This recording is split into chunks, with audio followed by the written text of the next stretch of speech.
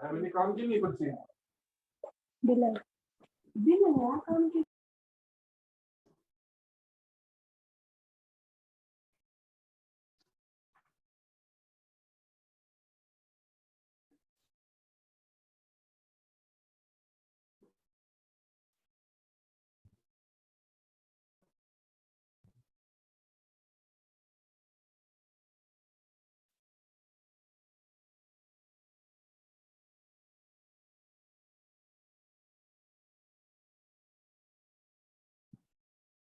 खराब हो जाते हैं। चंदी की गुड इवनिंग, आप सभी को मेरी आवाज आ रही है?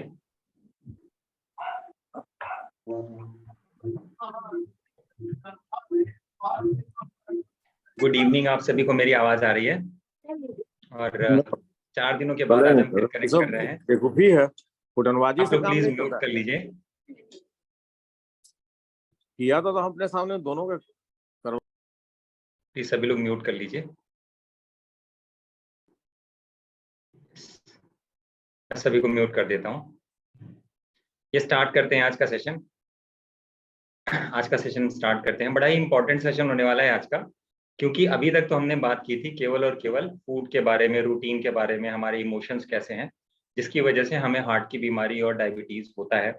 अब हमको रिवर्स करना है तो हमको उन्हें कैसे ठीक करना होगा जिससे कि हम अपनी बीमारी को रिवर्स कर सकते हैं। पर इन सब चीजों से हटके जो आज का ये सेशन मैंने रखा हुआ है, ये सेशन है nature as a medicine. Nature का मतलब ये है कि नेचुरल ट्रीटमेंट्स, जो प्राकृतिक चिकित्सा आप घर पे कर सकते हैं, उसको कैसे हम औषधि की तरह इस्तेमाल करते हैं। अगर ये सब चीजें हम अपने डाइट के साथ में, अपनी रूटीन के साथ में अगर हम जोड़ लेते हैं तो हम अपनी बीमारी को रिवर्स करने की जो रफ्तार है वो कई गुना बढ़ा देते हैं। मतलब जो रिजल्ट हो सकता है हमको 2 साल 3 साल में मिलने वाला है, वो रिजल्ट हो सकता है हमको 6 महीने 1 साल में मिलता है। इस हद तक हम इसको अचीव कर सकते हैं। तो प्राकृतिक चिकित्सा के बहुत सारे फायदे भी हैं, क्योंकि नॉर्मली जो ट्रीटमेंट होता है, जैसे कि किसी भी चीज का उपचार हो, वो 2 तरीके का ट्रीटमेंट होता है। एक तो होता है सिम्टोमेटिक ट्रीटमेंट, और दूसरा जो ट्रीटमेंट है उसको हम कहते हैं सिस्टमैटिक ट्रीटमेंट। सिम्टोमेटिक का मतलब होता है सिम्टम्स को ट्रीट करना। जैसे allopathy is a wonderful treatment but to treat the symptoms, वो सिम्टम्स को ट्रीट करने के लिए बेस्ट है। लेकिन जो प्राकृतिक चिकित्सा है, जो आयुर्वेदिक चिकित्सा है, जो होम्योपैथिक चिकित्सा है, ये सारी की सारी चिकित्साएं क्या है, ये सब एक सिस्टमैटिक ट्रीटमेंट है। किसी भी बीमारी को ये जड़ से ठीक करती है, उसकी वजह को ठीक करके ही हम बीमारी को ठीक कर सकते हैं। तो बहुत टाइम न लेते हुए सीधे मैं अपने प्रेजेंटेशन पे चलता हूँ। तो आज हम पूरा का पूरा डिस्कस करेंगे। इस पूरे सेशन में मैंने क्योंकि ट्रीटमेंट तो बहुत सारे हैं, अगर मैं गिनती करना शुरू करूँ तो हो सकता है करीब 100 तरह के ट्रीटमेंट हो, पर आज के इस सेशन में मैंने कुछ लिमिटेड ट्रीटमेंट्स को ही ऐड किया है, क्योंकि टाइम की भी लिमिटेशन है। इतना लंबा ना हो जाए, इतना लेंदी ना हो जाए कि सामने वाले को समझने ही बड़ी दिक्कत हो जाए। तो करीब करीब आज के आपको सेशन में हो सकता है करीब 30-35 ऐसे ट्रीटमेंट आपको देखने को मिलेंगे। तो बेसिकली हम आपकी हेल्प क्या करते हैं, जब आप डाइट को फॉलो करते हैं, रूटीन को फॉलो करते हैं, तो पूरे के पूरे साल भर के प्रोग्राम में, पूरे के पूरे प्रोसीजर में हम आपको गाइड करते हैं कि आपको घर पे क्या करना है। मतलब जो आप डाइट कर रहे हो, रूटीन कर रहे हो, उसके अलावा आपको करना क्या है। और वीकली जो फॉलो अप होता है उसमें हम भी ये चेक करते हैं कि आप कितना कर पा रहे हो। अगर कोई प्रॉब्लम है, कोई दिक्कत है, किसी चीज के सिम्टम्स आ रहे हैं, तो उसको भी ये नेचुरल ट्रीटमेंट आपकी हेल्प करते हैं ताकि आप उसको ठीक कर सको। अच्छा, सबसे अच्छी चीज क्या है नेचुरल ट्रीटमेंट की? सबसे अच्छी चीज है कि आपको इसके लिए किसी हॉस्पिटल में जाने की जरूरत नहीं है, ना तो इसके लिए आपको लाखों रुपए या हजारों रुपए भी खर्च करने की जरूरत है। इसके लिए जो तरीके होते हैं, जो पैसा लगता है, इसमें बहुत थोड़ा सा पैसा लगता है, और आप इस चीज ट्रीटमेंट को घर पे कर सकते हैं। बस आपको ये पता होना चाहिए कि आपको किन चीजों का ध्यान रखना है, क्या सावधानी बरतनी है, और आपका क्या प्रोसीजर होना चाहिए, उसमें कोई गलती ना हो। तो हमारे जो डॉक्टर होते हैं, जो नेचुरोपैथी के डॉक्टर होते हैं, वो आपको गाइड करते हैं। जो छोटे मोटी चीजों की जरूरत होती है वो आप ऑनलाइन खरीद सकते हैं, अपने आसपास में अरेंज कर सकते हैं। इनफैक्ट आप छोटी मोटी चीजों से भी उन चीजों का अरेंजमेंट कर सकते हैं। तो ये सारे के सारे ट्रीटमेंट इस तरीके से काम करते हैं। स्टार्ट करते हैं प्रेजेंटेशन।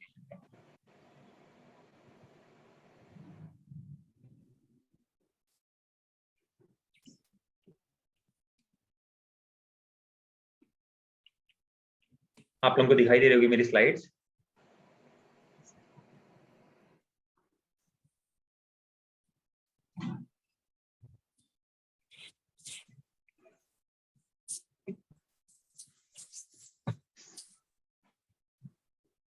यस, तो आप लोगों को मेरी स्लाइड दिखाई दे रही होगी। और सबसे अच्छी चीज ये है कि आज की जो पूरी की पूरी पीपीटी है, जो पूरा प्रेजेंटेशन है, वो हिंदी में है। मैंने हिंदी में बनाया है क्योंकि शब्द कुछ ऐसे मिले जुले थे कि उसको इंग्लिश में करने में मुझे बड़ी दिक्कत जा रही थी, इसीलिए मैंने ये प्रेजेंटेशन पूरा का पूरा हिंदी में बनाया है।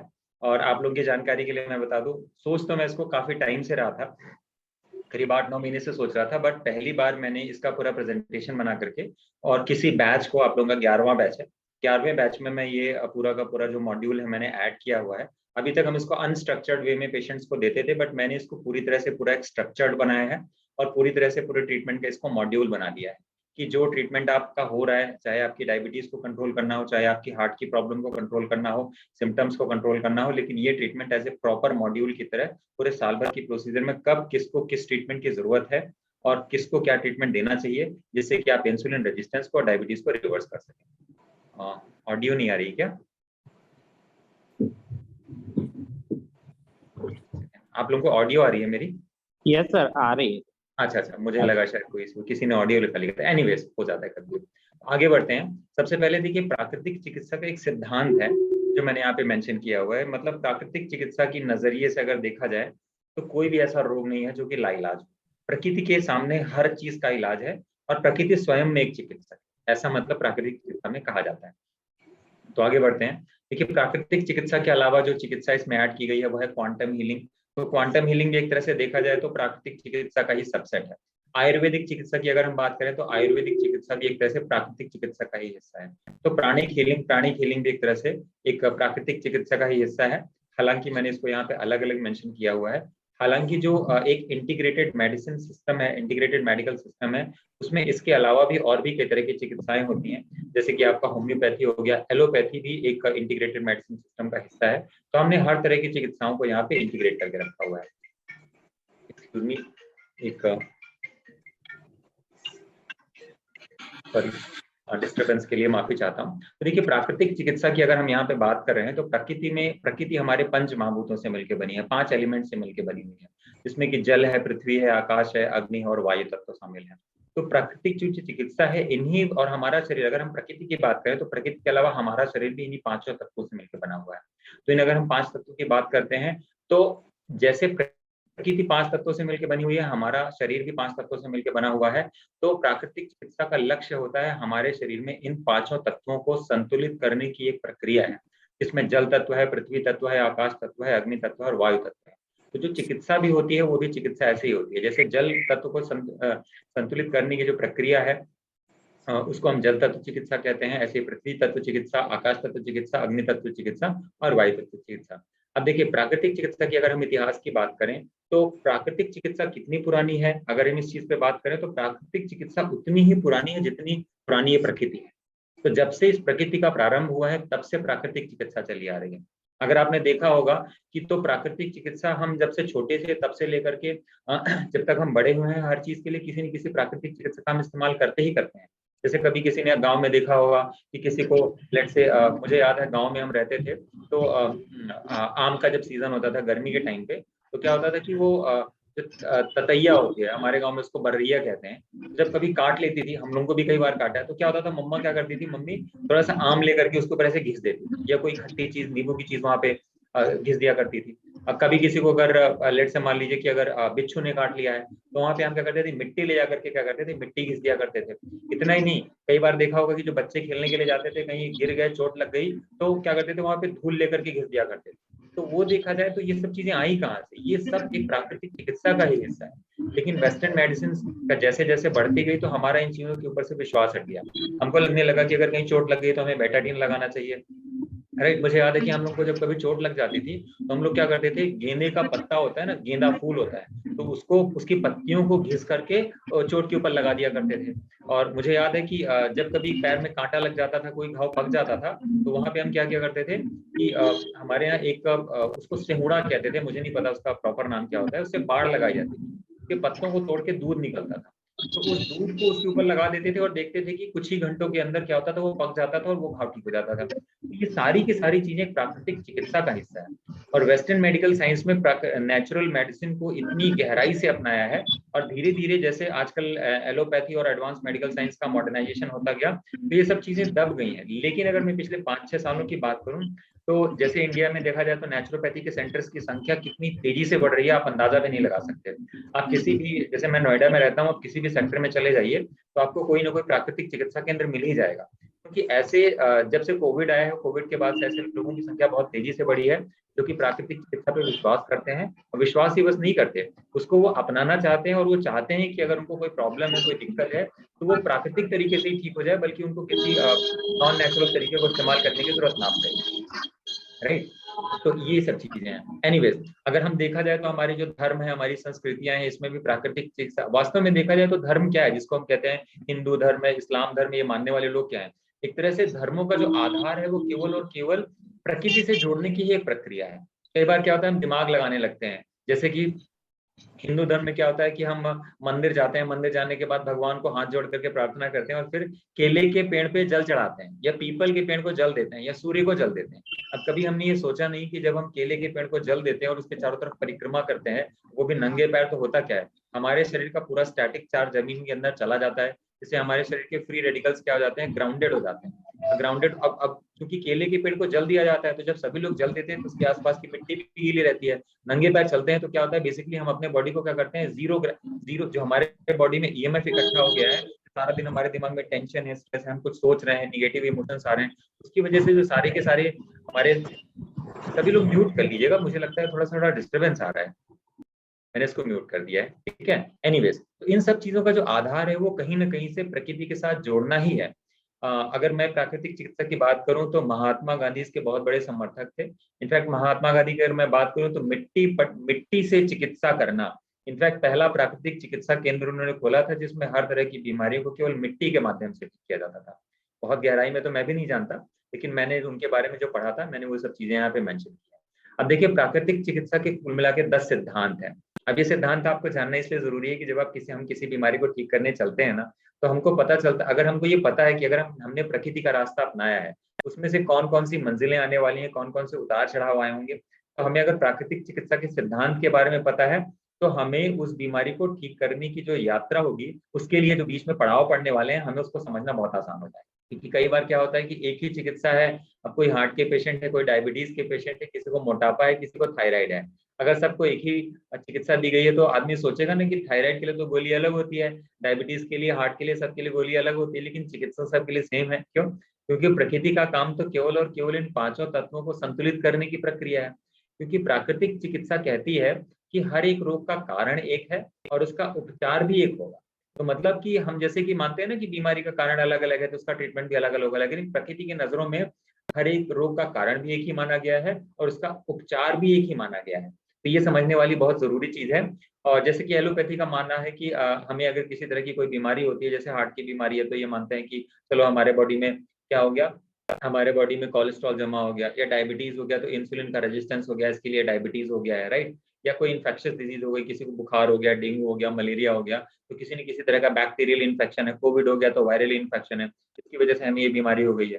जबकि नेचुरोपैथी चिकित्सा में ये माना जाता है कि हमारे शरीर में किसी भी बीमारी का जो कारण है वो विजातीय तत्वों की अधिकता है, जिसे कि हम फॉरेन मटेरियल कहते हैं। मतलब कोई बाहरी चीज अगर हमारे शरीर में ज्यादा हो गई, अगर मैं थोड़ा सा और एडवांस लेवल पे बात करूं, तो प्राकृतिक चिकित्सा के पर्सपेक्टिव में बात करूं, तो जो हमारे 5 तत्व हैं, इनमें अगर किसी तरह का असंतुलन हो गया है, और उस असंतुलन की वजह से क्या हो गया है, हमारे शरीर में जो फॉरेन मटेरियल्स अब बढ़ गए हैं, उस बढ़े हुए मटेरियल की वजह से जो हमारे बॉडी में इन्फेक्शन है, बैक्टीरियल इन्फेक्शन है या वायरल इन्फेक्शन है, वो उन कारणों की, उन विजातीय तत्वों, मतलब कि उन फॉरेन मटेरियल्स की वजह से ग्रो कर रहा है।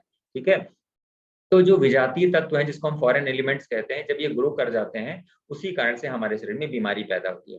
तो प्राकृतिक चिकित्सा का काम क्या है? प्राकृतिक चिकित्सा का काम है केवल और केवल जो अधिकतर हमारे शरीर में एक्स्ट्रा जो फॉरेन एलिमेंट्स आ गए हैं, उसको दूर करने की प्रक्रिया है। मतलब प्राकृतिक चिकित्सा में केवल और केवल हम शरीर को डिटॉक्सिफाई करने पे ध्यान देते हैं।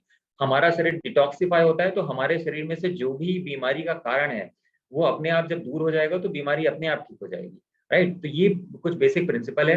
इसके बाद प्राकृतिक चिकित्सा का तीसरा सिद्धांत है कि जो हमें तीव्र रोग होते हैं, जैसे किसी को उल्टी हो गया, किसी को दस्त हो गया, जुकाम हो गया, खांसी हो गया, बुखार हो गया, कोई फेंट होकर गिर पड़ा, किसी का शुगर लो हो गया, किसी का शुगर लेवल हाई हो गया, तो ये सब जो चीजें हैं जो अचानक से हमारे बॉडी में सिम्टम्स दिखाई देते हैं, ये कोई हमारे दुश्मन नहीं है बल्कि हमारे दोस्त हैं। क्यों?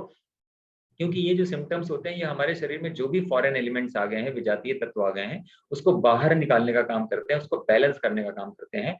तो जो भी हमारे शरीर में फॉरेन एलिमेंट्स हैं, तो ये जो तीव्र रोग होते हैं उसको बाहर निकालने की कोशिश करते हैं, जैसे बुखार का आना। तो अगर हमारे शरीर में मान लीजिए बैक्टीरियल इन्फेक्शन हो गया है, तो हमारा शरीर क्या करता है, हमारे शरीर के तापमान को बढ़ा देता है।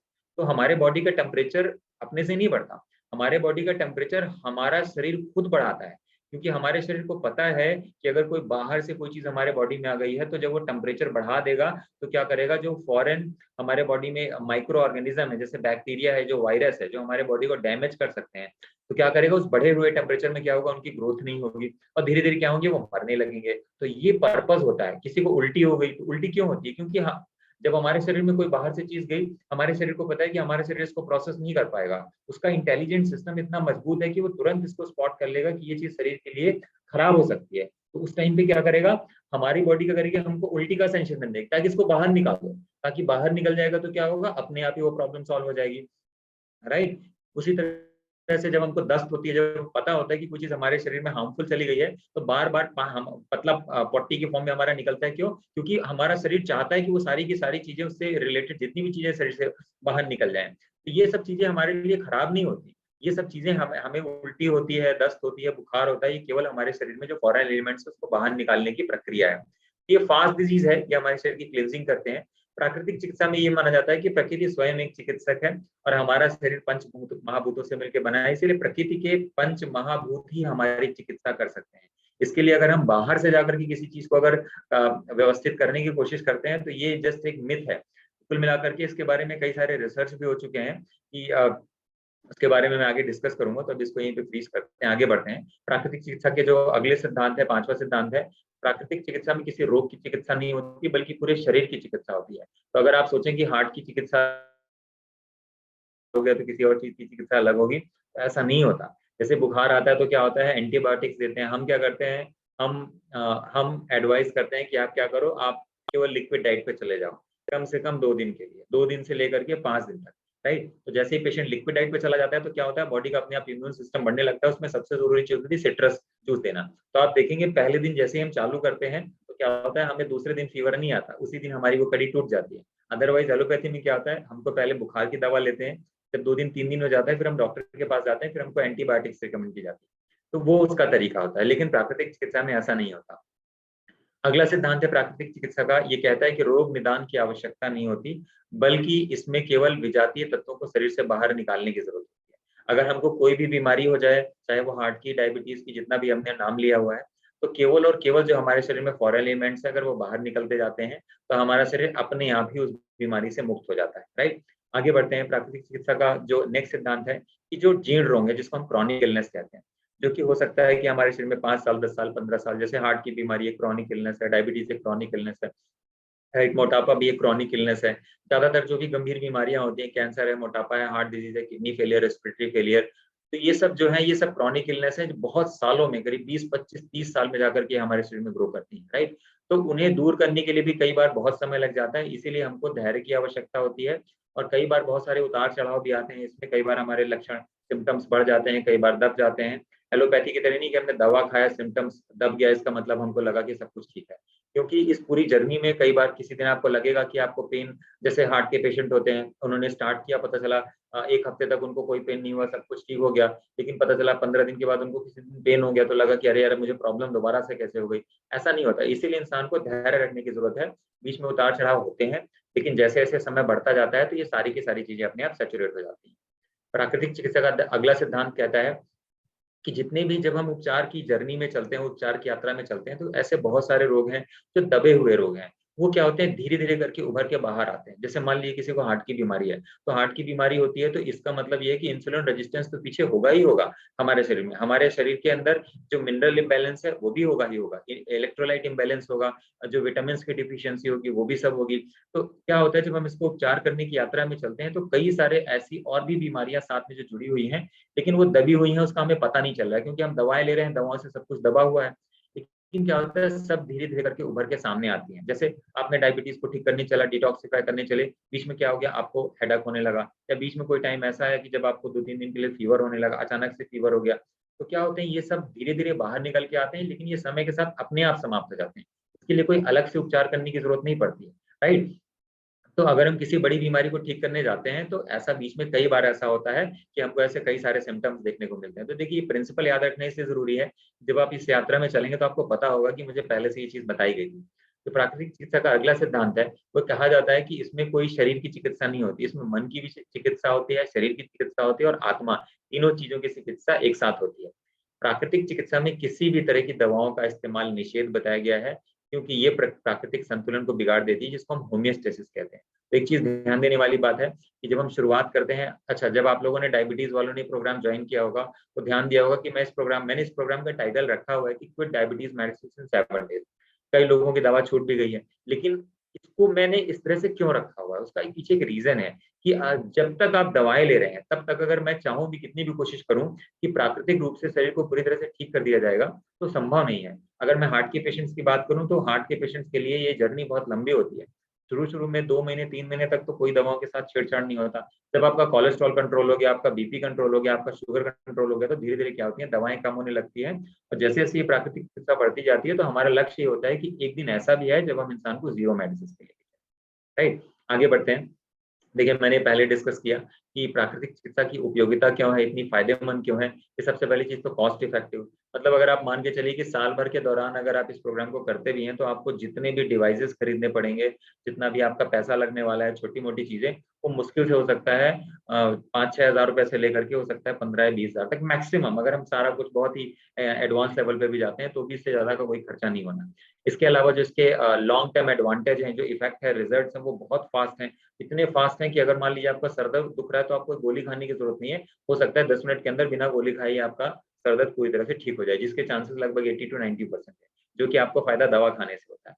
इसके अलावा ये इतनी आसान है कि आपको कोई अगर मार्गदर्शक मिल जाए, रास्ता बताने वाले मिल जाए, गाइड करने वाला मिल जाए, तो आप ये घर पे ही कर सकते हैं, राइट। और घर पे किया जा सकता है। सबसे अच्छा फायदा ये है, घर में अगर आप हैं, आप अगर खुद पेशेंट है, घर पे कोई भी अगर सदस्य हैं तो थोड़ी सी भी आपकी मदद कर देते हैं तो आप बहुत अच्छे से कर लेते हैं। अगर कोई नहीं भी है, आप खुद ही अपने लिए करने वाले हैं, तो भी आप ये लगभग 70 से 80% तो कर ही सकते हैं, उसमें किसी तरह की कोई प्रॉब्लम तो बनी नहीं है, राइट। अब प्राकृतिक चिकित्सा क्यों हम सजेस्ट करते हैं, क्योंकि ये सृष्टि के पंच महाभूतों 5 एलिमेंट से बनी हुई है और हमारा शरीर भी 5 एलिमेंट से बना हुआ है। तो जब ये चीजें बैलेंस होंगी तो अपने आप सारी चीजें ठीक हो जाएंगी। तो देखिए, 5 चीजें जो मैंने बताई, जल चिकित्सा, अग्नि चिकित्सा, वायु चिकित्सा, और ये हमने डिस्कस किया था शुरू में, और आकाश चिकित्सा और वायु चिकित्सा, राइट। तो इन्हीं चिकित्साओं के बारे में हम डिस्कस करेंगे। तो सबसे पहले हम शुरुआत करते हैं जल चिकित्सा से। तो जल चिकित्सा में क्या क्या चीजें होती हैं, मैंने कुछ चीजें यहाँ पे मेंशन की है, सारी चीजें नहीं मेंशन की है।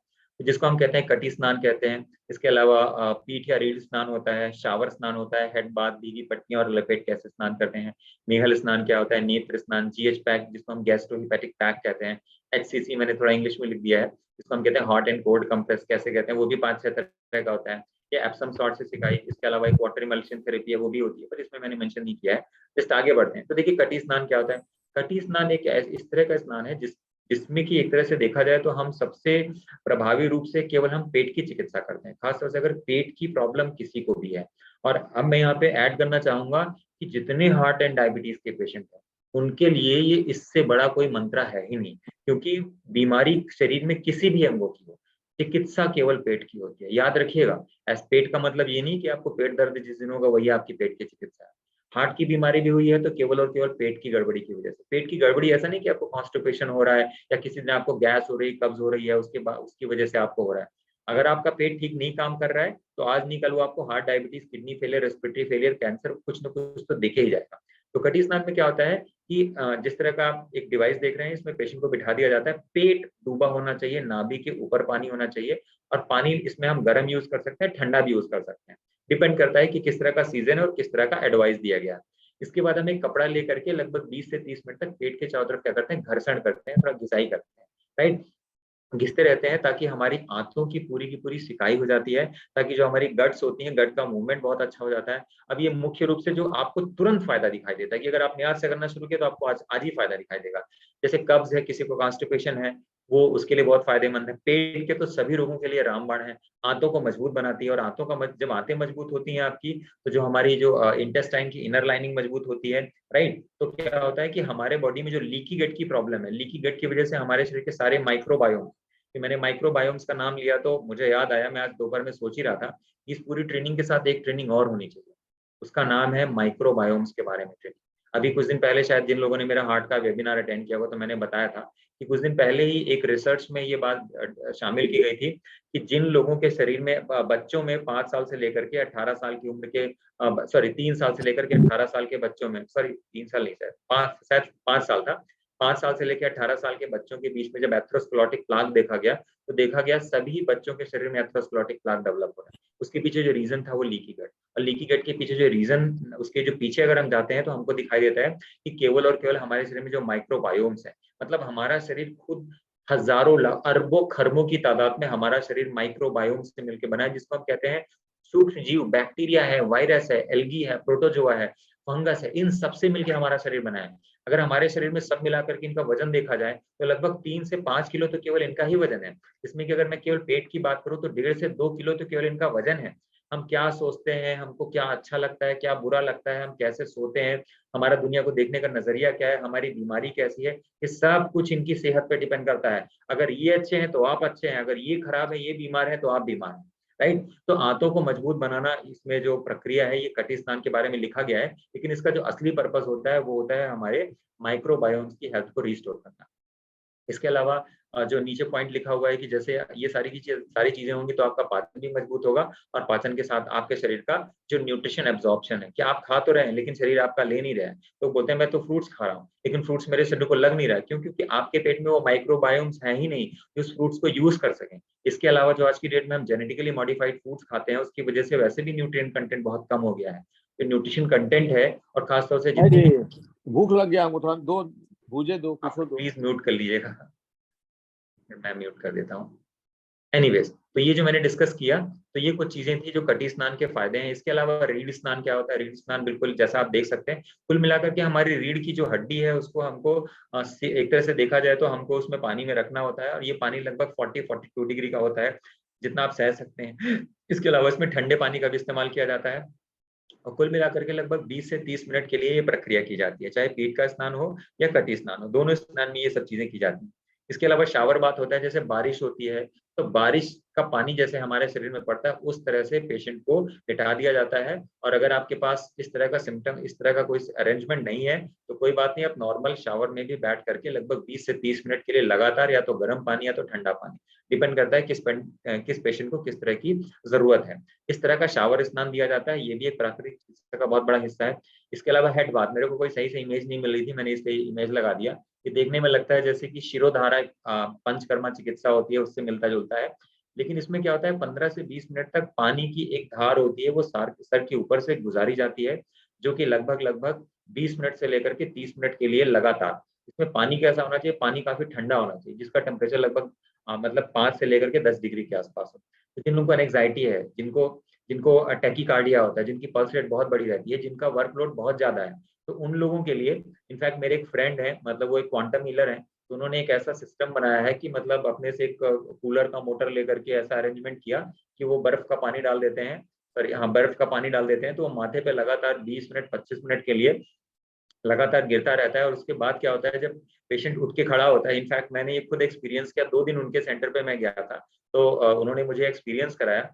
मतलब मेरा एक्सपीरियंस इतना गजब का रहा, इतना गजब का रहा कि आप अगर काम करते हैं, अगर आप कॉर्पोरेट में काम करते हैं, अगर ऐसी चीज आपके घर पे बना लें, इसको बनाने का खर्चा मुझे लगता नहीं कि 300-400 रुपए से ज्यादा का खर्चा है, राइट। और ये सब चीजें आप घर में सभी मेंबर्स के लिए कर सकते हैं। इतना फायदेमंद, जो मैंने आपको स्ट्रेस हार्मोन के बारे में बताया था, इमोशंस एज ए मेडिसिन, तो इमोशंस एज ए मेडिसिन का मतलब क्या? आपके शरीर में जो स्ट्रेस हार्मोन्स बढ़े हुए हैं, उसके बाद इतना कूल लगता है, इतना कूल लगता है कि आपको लगता है कि आप जमीन से 2 फीट ऊपर आ गए, आपकी पल्स इतनी नॉर्मलाइज हो जाती है, आपके सारे स्ट्रेस हार्मोन्स ऐसे सबसाइड हो जाते हैं, आपको इतनी अच्छी नींद आएगी, घबराहट, बेचैनी, सब कुछ ऐसे गायब होता है। और जब मैं उनके सेंटर में था तो मैंने करीब 7-8 पेशेंट से बात करी जो उनके ऑलरेडी ट्रीटमेंट लेने के लिए आए थे, क्योंकि ट्रीटमेंट के बाद उनका एक मॉड्यूल था जिसमें कि वो पेशेंट्स को 20 मिनट्स के लिए प्रोसेस देते थे। तो एक भी बंदा ऐसा नहीं था जिसने मुझे उस ट्रीटमेंट के अलावा, सभी लोगों का जो अपना एक अल्टीमेट एक्सपीरियंस था, ये चीज तो भाई माइंड ब्लोइंग है, जबकि इसको करने में कोई भी न अब आप खुद ही सोचो कि इसमें कोई कॉस्ट नहीं लगता, आपको घर पे चाहो तो घर पे बना लो, राइट, इसमें कुछ भी नहीं है, लेकिन इंपॉर्टेंट क्या है, आपको करना इंपॉर्टेंट, राइट। तो जब आपका जैसे जो लोग हैं, जो लोग बहुत ज्यादा काम कर रहे हैं, वर्कआउट कर रहे हैं, टाइम बिल्कुल उनका मिसमैच हो रहा है, तो अगर आप अपना हफ्ते में 2 दिन 3 दिन भी ये कर लेते हो, तो आप सोचो अपने लिए कितनी बड़ी एक तरह से चिकित्सा ऐड कर सकते हैं, जिसके कोई पैसे भी नहीं लगने, it is almost like a free of cost. आगे बढ़ते हैं। इसके अलावा भीगी पट्टियां और लपेट क्या होता है? देखिए, भीगी पट्टियां और लपेट हमारे शरीर के हर हिस्सों में, जैसे हमने पेट में बांध दिया, पैरों में बांध दिया, पिंडलियों में बांधने का मतलब होता है मूलली, हाथ में भी हमने बांध दिया, इसके अलावा हाथ में हमने बांध दिया, पेट में बांध दिया, पिंडलियों में बांध दिया, इसके अलावा माथे पर भी बांध सकते हैं, गर्दन पे भी बांध सकते हैं। तो ये गीली पट्टियां क्या होती हैं? बेसिकली ये खाना खाने के बाद लपेट किया जा सकता है इसको, और इसमें हम ठंडे पानी में पट्टियों को डाल करके लपेट देते हैं। बेसिकली ये जो आप देख रहे हैं ब्लू कलर का, ये ब्लू कलर के नीचे भी एक सूती कपड़ा लगा होता है, इसको कि पानी में डाल करके हम लपेट देते हैं, और लपेटने के बाद इसको 45 मिनट्स तक रखना होता है, और 45 मिनट्स तक इसमें हवा नहीं लगने देती होगी। मतलब आपने लपेट लिया, फिर आप चाहे ऊपर कपड़ा पहन लो या ऐसे रूम में बैठो जिसमें कोई तेज हवा ना लगे, राइट। और कम से कम अगले 1 से 1.5 घंटे तक नहाना नहीं होता। तो ये प्रक्रिया होती है। इसमें इसी तरह से हम गर्म पानी की भी सिकाई करते हैं, लेकिन उसके बारे में आगे डिस्कस करूंगा। इसमें ठंडा पानी यूज किया जाता है लपेट के लिए, राइट। ये बहुत ही पावरफुल चीज है। आप सोचो, केवल ये करने से जो हार्ट फेलियर के पेशेंट होते हैं, रात को जिनकी रात भर सांस फूलती है, अगर केवल उनको ये पेट में एक बार लपेट दोपहर को बांध दिया जाए और रात को लपेट बांध दिया जाए, क्योंकि इस पूरे बैच में 2 लोग हैं जिनके जिनके फैमिली मेंबर्स को हार्ट फेलियर की प्रॉब्लम है, उनको चलने में सांस फूलती है। तो आप सोचो कि अगर ये हम करना शुरू कर दें, तो केवल और केवल हार्ट की पंपिंग को बढ़ाने के लिए हम अपने आप एक नया रास्ता बना देते हैं, राइट। इनफैक्ट मेरे जो पेशेंट होते हैं जिनको की हार्ट फेलियर की प्रॉब्लम होती है, चलने में सांस फूलती है, उनको तो ये ट्रीटमेंट में मस्ट करवाता है, और मैं देखता हूँ कि 2 से 3 दिन के अंदर उनको लगता है जैसे कभी कुछ हुआ ही नहीं था, राइट। तो आगे बढ़ते हैं। इसके अलावा भीगी पट्टियां और लपेट जैसे सर पे बांधी जा सकती है, छाती पे बांधी जा सकती है, घुटने पे बांधी जा सकती है, पेट पे भी मैंने आपको कई सारी इमेजेस दिखाए। इसके अलावा मेहल स्नान होता है। मेहल स्नान बेसिकली सेक्सुअल ऑर्गन्स को अच्छे से रिफाइन करने के लिए होता है, ताकि वहां पे प्रॉपर अच्छे से ब्लड फ्लो हो और उसको अच्छे से डिटॉक्सिफाई किया जा सके। इस तरह का हम टब ले सकते हैं। टब में बैठने के बाद क्या होता है, हम जो पानी लेते हैं लगभग 40-42 डिग्री टेम्परेचर का पानी होता है, और लगभग हमको 20 से 30 मिनट के लिए ऐसे बैठना होता है। तो बेसिकली ये पूरी प्रोसेस जो होती है हमारे बॉडी में जो सेक्स हार्मोन्स हैं उसको रेगुलेट करती है, खासतौर से जिनको इस तरह की प्रॉब्लम्स होती हैं। और बीमारी को ऐसा नहीं है कि केवल मेहल स्नान किया जाता है तो केवल हमारे सेक्स ऑर्गन्स को ठीक करने के लिए, इस तरह की रिलेटेड प्रॉब्लम्स को ठीक करने के लिए होता है। इससे हमारा इम्यून सिस्टम अच्छा होता है, इससे हमारे बॉडी के जो हमारे माइक्रोबायोम्स हैं, जो उस पर्टिकुलर ऑर्गन्स पे काम करते हैं और हमारी हेल्थ को अच्छा रखने में रोल प्ले करते हैं, उन सबकी सेहत बहुत अच्छी होती है। तो ये एक बहुत ही इंपॉर्टेंट प्रक्रिया है। इसके अलावा नेत्र स्नान है, बहुत लोगों ने देखा भी होगा, नेत्र प्रक्षालन कहते हैं इसको, मतलब हिंदी या संस्कृत में, दैट आई डोंट नो। इसमें क्या होता है, बेसिकली त्रिफला का पानी होता है। अब त्रिफला का पाउडर ले लीजिए, लगभग 1/4 कप टीस्पून, 1/4 कप या उससे भी थोड़ा सा कम, 1 चुटकी 2 चुटकी पानी को आप थोड़ा सा रात को भिगो दीजिए, और सुबह उसको छान करके एक छोटा सा ऐसा कप जैसा डिवाइस होता है, मैं एक्चुअली लिया नहीं हूँ, अदरवाइज मैं आपको दिखाता क्योंकि मैं रोज करता हूँ।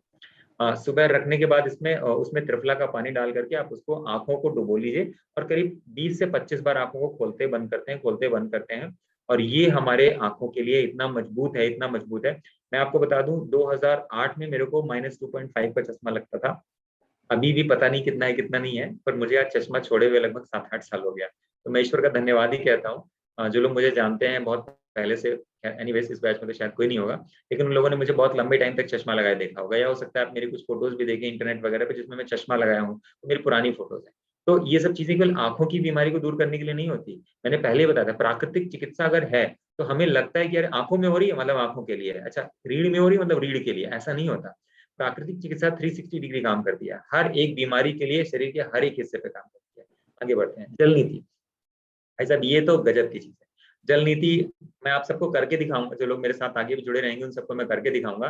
जल नीति भी मैं सुबह सुबह रोज करता हूँ। सुबह उठने के बाद सबसे पहले इसमें पानी, हल्का सा गुनगुना पानी होता है, और उसमें थोड़ा सा सेंधा नमक डाल करके एक नाक से पानी डालते हैं और दूसरे नाक से निकाल देते हैं। अच्छा ये सोचेंगे कैसे होगा, उसके लिए क्या होता है, हमको सांस मुंह से लेनी होती है, सांस नाक से नहीं लेनी होती है। जैसे मैं सांस ऐसे लेता हूँ, इस तरह से सांस लेते हैं और ऐसे झुका करके आप इधर से पानी डालेंगे तो अपने आप इधर से पानी निकल के इधर से निकल के आएगा।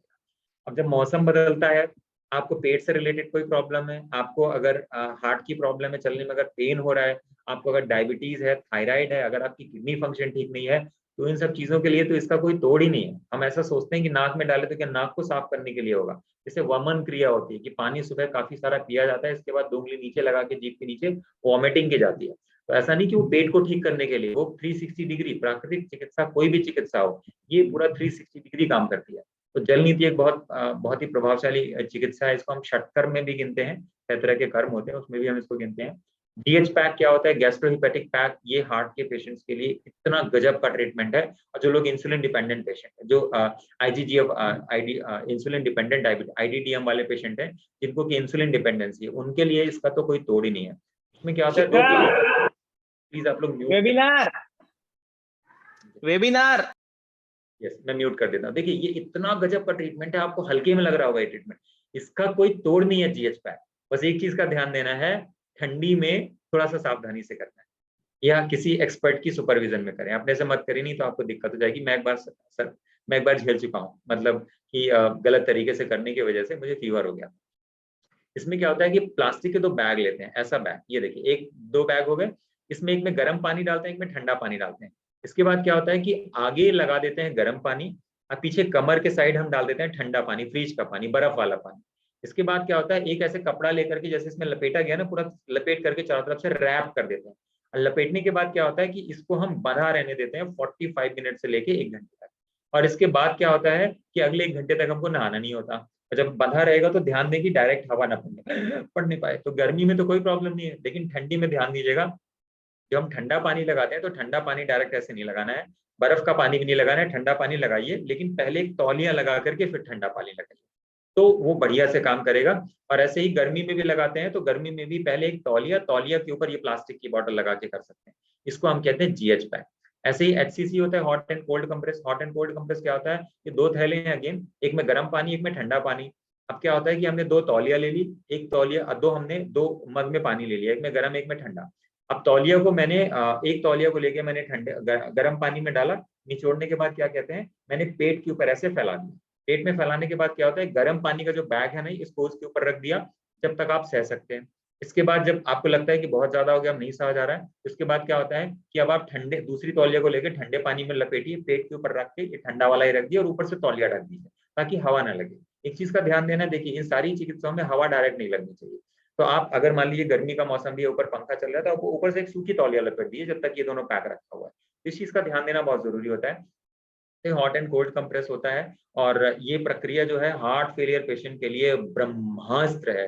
जिन लोगों को हार्ट की पंपिंग कम हो गई है और उनको लग रहा है कि हार्ट की पंपिंग अगर बढ़ाना है, तो ये आप दोपहर को भी खाना खाने के आधे घंटे बाद और रात को भी खाना खाने के आधे घंटे के बाद, आप अंदाजा नहीं लगा सकते कितना बड़ा सपोर्ट आप अपने शरीर को देते हैं। इनफैक्ट जो हार्ट ब्लॉकेज वाले पेशेंट है, उनके लिए भी बहुत फायदेमंद है, राइट। इसके अलावा एप्सम सॉल्ट से स्नान होता है। एप्सम सॉल्ट से और भी कई तरह की थेरेपी की जाती है। एप्सम सॉल्ट बेसिकली पानी में लगभग एक डिजायर्ड क्वांटिटी में, तो ऐसा जरूरी नहीं जैसा कि इस फोटो में दिखाया गया है, आप पानी में नॉर्मली एप्सम सॉल्ट 1 मुट्ठी के बराबर आप 1 बाल्टी पानी में डाल लीजिए और एप्सम सॉल्ट से नहाइए। वो भी एक बहुत अपने आप में डिटॉक्सिफिकेशन प्रोसेस है। हमारे शरीर के जो सारे नर्वस सिस्टम है, सारे ब्लड वेसल्स हैं जो हमारे आउटर लेयर पे हैं, उसका फंक्शन इतना अच्छा हो जाता है कि जैसे जो हार्ट के पेशेंट है, या हार्ट के छोड़िए, सबसे फायदा है डायबिटिक पेशेंट के लिए, क्योंकि सबसे बड़ा प्रॉब्लम होता है इंसुलिन रेजिस्टेंस का, जो मसल्स में पूरा बना हुआ है। देखिए इंसुलिन रेजिस्टेंस केवल डायबिटिक पेशेंट्स को नहीं होता।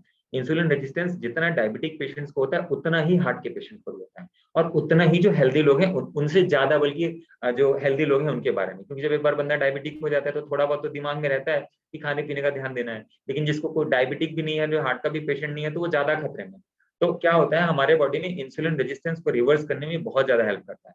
कोशिश करें कि एप्सम सॉल्ट का जब इस्तेमाल करें तो हमेशा गर्म पानी के साथ करें, ठंडे पानी में करना उतना इफेक्टिव नहीं होता।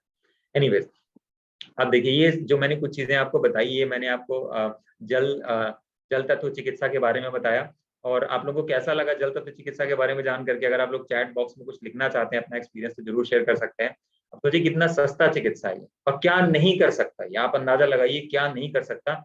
जल के बारे में और भी बहुत सारी चिकित्सा है, क्योंकि पूरा जैसे मैं नेचर एज ए मेडिसिन बात करता हूँ, वैसे ही एक वाटर एज ए मेडिसिन मेरा एक मॉड्यूल है, लेकिन वो अभी इसमें कवर करूंगा क्योंकि अलग एक बहुत सेपरेट पार्ट है, राइट। वो बहुत ज्यादा टाइम लेगा, इसलिए मैंने उसको यहाँ पे डिस्कस नहीं किया हुआ। आगे बढ़ते हैं, अब हम बात करते हैं पृथ्वी तत्व चिकित्सा के बारे में। थोड़ा फास्ट लेके चलते हैं, 40 मिनट हो गए। देखिए पृथ्वी तत्व चिकित्सा मतलब मिट्टी की चिकित्सा, ठीक है। मिट्टी से जो चिकित्सा की जाती है वो हमारे शरीर के हर तरह के रोगों का, खासतौर से अगर इंसुलिन रेजिस्टेंस को रिवर्स करने के लिए जो चिकित्सा सबसे फास्ट काम करती है, फास्ट मतलब जो सबसे इंस्टेंट रिजल्ट देती है, वो है जल तत्व चिकित्सा और पृथ्वी तत्व चिकित्सा। मतलब ये समझिए कि जितनी देर में आपकी एलोपैथिक दवाई काम करेगी, क्योंकि एलोपैथी में कोई ऐसी दवाई तो है नहीं जो इंसुलिन रेजिस्टेंस को रिवर्स कर दे। आप अपनी डाइट से ही जो कर सकते हैं तो कर सकते हैं, बाकी तो और कोई तरीका है नहीं। वो केवल आपके शुगर को कंट्रोल कर सकती है, इंसुलिन रेजिस्टेंस का वो कुछ नहीं कर सकती। इनफैक्ट तो आने वाले टाइम में आपकी इंसुलिन रेजिस्टेंस को बढ़ाने का ही काम करेगी और बॉडी के जो बाकी ऑर्गन्स है उसको भी डैमेज करने का काम करेगी। तो मिट्टी चिकित्सा में अब आज के टाइम पे सबसे बड़ी प्रॉब्लम जो है मिट्टी के बारे में, उसके बारे में बताऊंगा। तो मिट्टी जो तत्व चिकित्सा है वो हमारे शरीर के हर एक रोगों का नाश कर सकती है। कोई ऐसा रोग नहीं, महात्मा गांधी इसके बहुत बड़े सपोर्टर थे। वो पता नहीं हर तरह की बीमारियों के लिए, चाहे बुखार हो, चाहे चोट लग गई हो, हर तरह के लिए केवल मिट्टी चिकित्सा का इस्तेमाल करते थे। अगर आपने देखा होगा कि गांव में जब जो एनिमल्स होते हैं वो क्या होते हैं, जाकर के पहले मिट्टी को थोड़ा खोदते हैं। तो वो जब कभी उनको रेस्ट करना होता है, गर्मी में हो चाहे थोड़ा खोदते हैं और जाकर के उसमें पैर फैला करके आपस में लेट जाते हैं। बस इंसान ही एक ऐसा आदमी है जो मिट्टी से भागता है कि यहाँ तो मिट्टी लगी हुई है, यहाँ से तो हट जाओ। राइट। तो आप सोचिए कि कभी खुद समझ में ना आए ना तो प्रकृति को देखिए कि प्रकृति में क्या संतुलन होता है। कभी आपने भैंसों को देखा होगा, तो भैंसें क्या करती हैं, जा करके जहाँ पे खूब सारा पानी होता है उसमें जाके कीचड़ जैसा करके उसी में जाकर के लपेट लेती हैं अपने आप को और बैठे रहती हैं, घंटों बैठी रहती हैं। हमें क्या लगता है कि नेचर ने उनको ये सिक्स सेंस कहाँ से दिया है। हमको लगता है कि अरे तो भैंस गंदी है। हमने देखा है सुअर कीचड़ में लौटते रहते हैं और हम इसके बारे में अलग अलग तरह के बोलते हैं, अरे वो तो सुअर है, वो तो इतना खराब है। हमें नहीं पता वो तो बीमार नहीं होते, भैंस भी बीमार नहीं होती, बीमार तो इंसान होता है, उनको डायबिटीज होता है ना, हार्ट की बीमारी होती है। वास्तव में वो एक चिकित्सा पद्धति है जो प्रकृति ने पहले से ही दिमाग में भर के दी हुई है। हम स्नान करते हैं वो भी एक चिकित्सा पद्धति है। इनफैक्ट हम आज की डेट में देखा जाए तो पहली जो हमारी पुरानी संस्कृति थी उसमें हम जो कुछ करते थे, चाहे हम फास्ट रखें, चाहे सुबह उठ के हम मंदिर जाएं, चाहे माता पिता के पैर छुएं, चाहे दूसरों को ताली बजाएं, जो कुछ करें ये प्राकृतिक चिकित्सा ही थी। लेकिन अब हमने उन सब चीजों को क्या मान लिया कि अरे वो हमारा विश्वास बन गया ना कि अरे इससे क्या होगा, उन सब चीजों से फर्क क्या पड़ेगा। एनीवेज, तो देखिए मिट्टी पिट्टी चिकित्सा कैसे की जाती है। इसमें केमिकल रहित मिट्टी होनी चाहिए। ऐसा माना जाता है कि जमीन से 8 फीट नीचे की मिट्टी होनी चाहिए। आज के परिप्रेक्ष्य में अगर आपको कोई अच्छी जगह मिलती है, जैसे कोई अगर ऑर्गेनिक खेती करता है, जैसे मेरे पिताजी गांव में है, तो करीब हमारी आधी लैंड्स ऐसी हैं जिसमें कि पापा कोई फर्टिलाइजर यूज नहीं करते, तो वो जब मिट्टी है तो कोई प्रॉब्लम नहीं। तो उस तरह की मिट्टी का आप इस्तेमाल कर सकते हैं। या तो अगर ऐसा नहीं है तो जमीन से 8 फीट नीचे की, जैसे यूपी है यहाँ पे, यहाँ की मिट्टी तो मुझे लगता है 8 फीट क्या 10 फीट 20 फीट नीचे की भी मिट्टी अच्छी ना हो, क्योंकि यहाँ की मिट्टी मिट्टी में जो माइक्रोबायोम्स है, मिट्टी से हमको सारे माइक्रोबायोम्स मिलते हैं। हमारे शरीर में जितनी स्किन है, यहाँ पे खरबों बिलियंस एंड ट्रिलियंस ऑफ जो बैक्टीरिया है, जो माइक्रो ऑर्गेनिजम्स है, जो जो हमारी पूरी दुनिया से पहचान करा रहे हैं, जो हमारी हेल्थ को अच्छा रखने के लिए रिस्पॉन्सिबल है, वो सारी की सारी चीजें मिट्टी में पाई जाती हैं। और वो सारी की सारी चीजें हमारे स्किन, जो हमारे रोम छिद्र होते हैं, उसकी मदद से हमारे शरीर में जाते हैं और हमारे शरीर के संतुलन को बनाने का काम करते हैं। अब देखिए मिट्टी पट्टी चिकित्सा में जो सबसे एक शुरुआती चिकित्सा है जो आप कर सकते हैं, उसको हम कहते हैं मिट्टी पट्टी चिकित्सा। सबसे पहले हार्ट एंड डायबिटिक पेशेंट्स और जिनका किडनी का प्रॉब्लम है, उनके लिए ये चिकित्सा तो भैया आज से अभी से चालू कर दो और बिल्कुल जब तक कर सको। बट प्रॉब्लम ये है कि वो मिट्टी मिलेगी कहाँ, ये तो आपको अरेंज करना पड़ेगा, या आपके कोई रिलेटिव हो।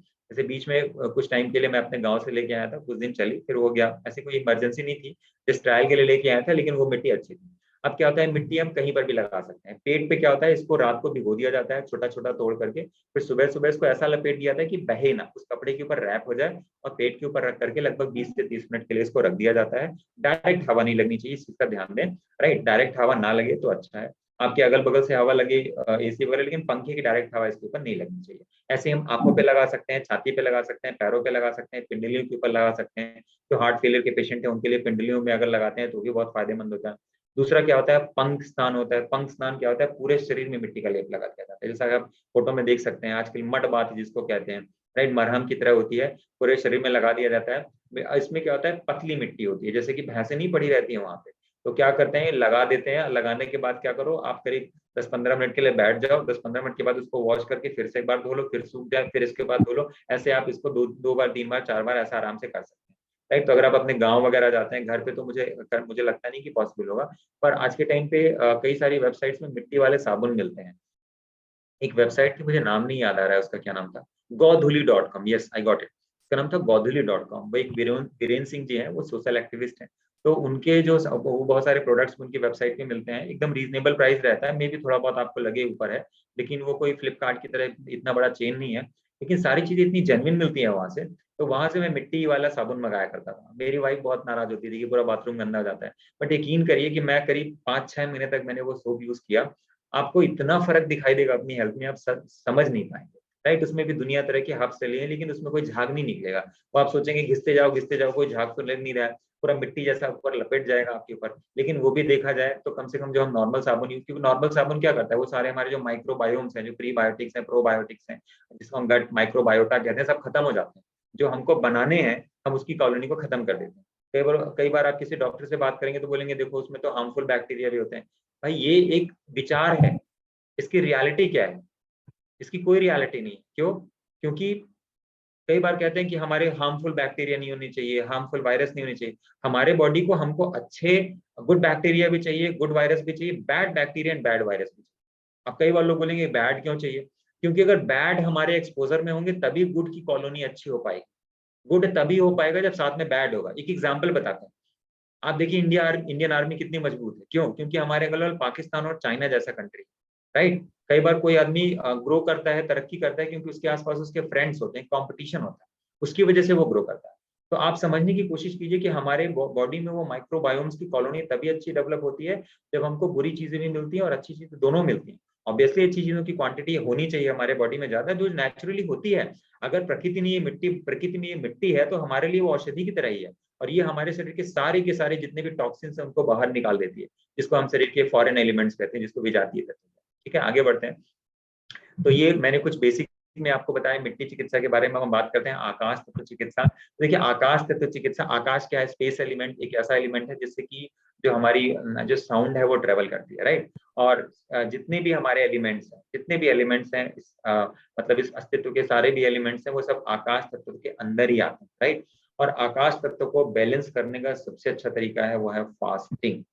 तो देखिए फास्टिंग, आप चाहे हेल्दी हो, चाहे आपके घर में छोटा बच्चा हो, चाहे आपको हार्ट डायबिटीज किसी भी तरह की कोई बीमारी हो, राइट। अगर ये चीज आपके जीवन में आज जुड़ जाती है, एक नियम के साथ जुड़नी चाहिए। फास्टिंग भी कई तरह की होती है। तो आप ये मान के चलिए आपने केवल इसको अपने जीवन में उतार करके केवल और केवल, जैसे मैं इंटरमीडिएट फास्टिंग के बारे में बात करता हूँ, तो इंटरमीडिएट फास्टिंग में मैं कहता हूँ कि मिनिमम 12 से लेकर के और मैक्सिमम आप कितना भी कर लो, 16 घंटे करना, 16 घंटे तक करना चाहिए, 18 घंटे भी आप कर सकते हैं अगर किसी को बहुत ही सीरियस क्रॉनिक इलनेस है तो क्या होता है कि इस तरह की फास्टिंग हमें करनी ही करनी चाहिए। हमारे जो रिचुअल्स हैं, चाहे आप हिंदू धर्म को देखें, चाहे आप इस्लाम धर्म को देखें, तो उपवास एक गहन उपचार पद्धति का हिस्सा, सॉरी, जो उपवास है वो हमारी संस्कृति का हिस्सा इसीलिए रहा है क्योंकि इससे बड़ा कोई चिकित्सा हो नहीं सकता, राइट। तो आगे बात करते हैं आकाश तत्व चिकित्सा में उपवास क्या होता है। देखिए उपवास के बारे में जो एक आम अंडरस्टैंडिंग है कि कुछ देर के लिए भोजन ना लेना एक उपवास कहलाता है। उपवास करने से क्या होता है, हमारे शरीर में बहुत सारे, जैसे कि नॉर्मली फैट का मेटाबॉलिज्म बंद हो जाता है क्योंकि हमारी बॉडी में ग्लूकोज स्टोर होता रहता है।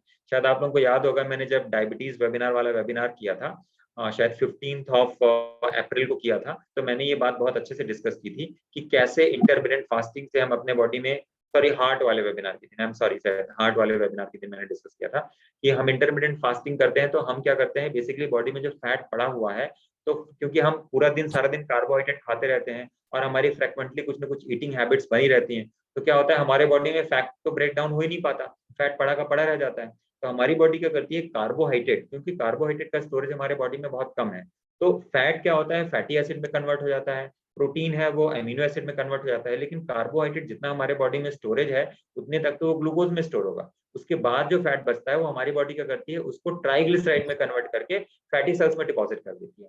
कुछ टाइम के बाद जब हमारी फैट सेल्स भी फुल हो जाती हैं तो हमारे ऑर्गन्स के बीच में डिपॉजिट कर देती है, विजरल फैट के फॉर्म में डिपॉजिट कर देती है। उसके बाद भी जब हमारे बॉडी में एक्स्ट्रा फैट बनता है तो फैट बनने का कारण फैट खाना नहीं होता, तो बहुत बड़ी मिथ है।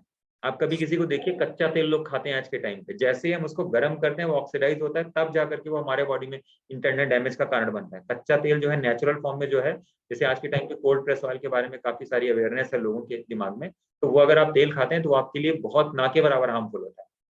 एनीवेज, पहले मैं भी मानता था कि oil is the worst thing, oil की वजह से ब्लॉकेज होती है, ये होता है, लेकिन अब मैं नहीं मानता क्योंकि अब मैं फिर खुद पिछले 10.5 साल से ये काम कर रहा हूँ, तो मैं अपने जो मैंने एक्सपीरियंस किया है मैं उसके बेसिस पे बात कर रहा हूँ, क्योंकि इन सब चीजों को लेकर के कोई स्टैंडर्ड गाइडलाइंस भी नहीं है कि कोई यूएस एफडीओ जिसने ठप्पा लगाया हो कि ये खाने से ये प्रॉब्लम होती है, ऐसा कोई एविडेंस नहीं, राइट। तो जितने लोग भी हैं, चाहे मैं एक कोच हूँ, ऐसे मेरे जैसे और भी हजारों लाखों लोगों में, सबका अपना एक्सपीरियंस है।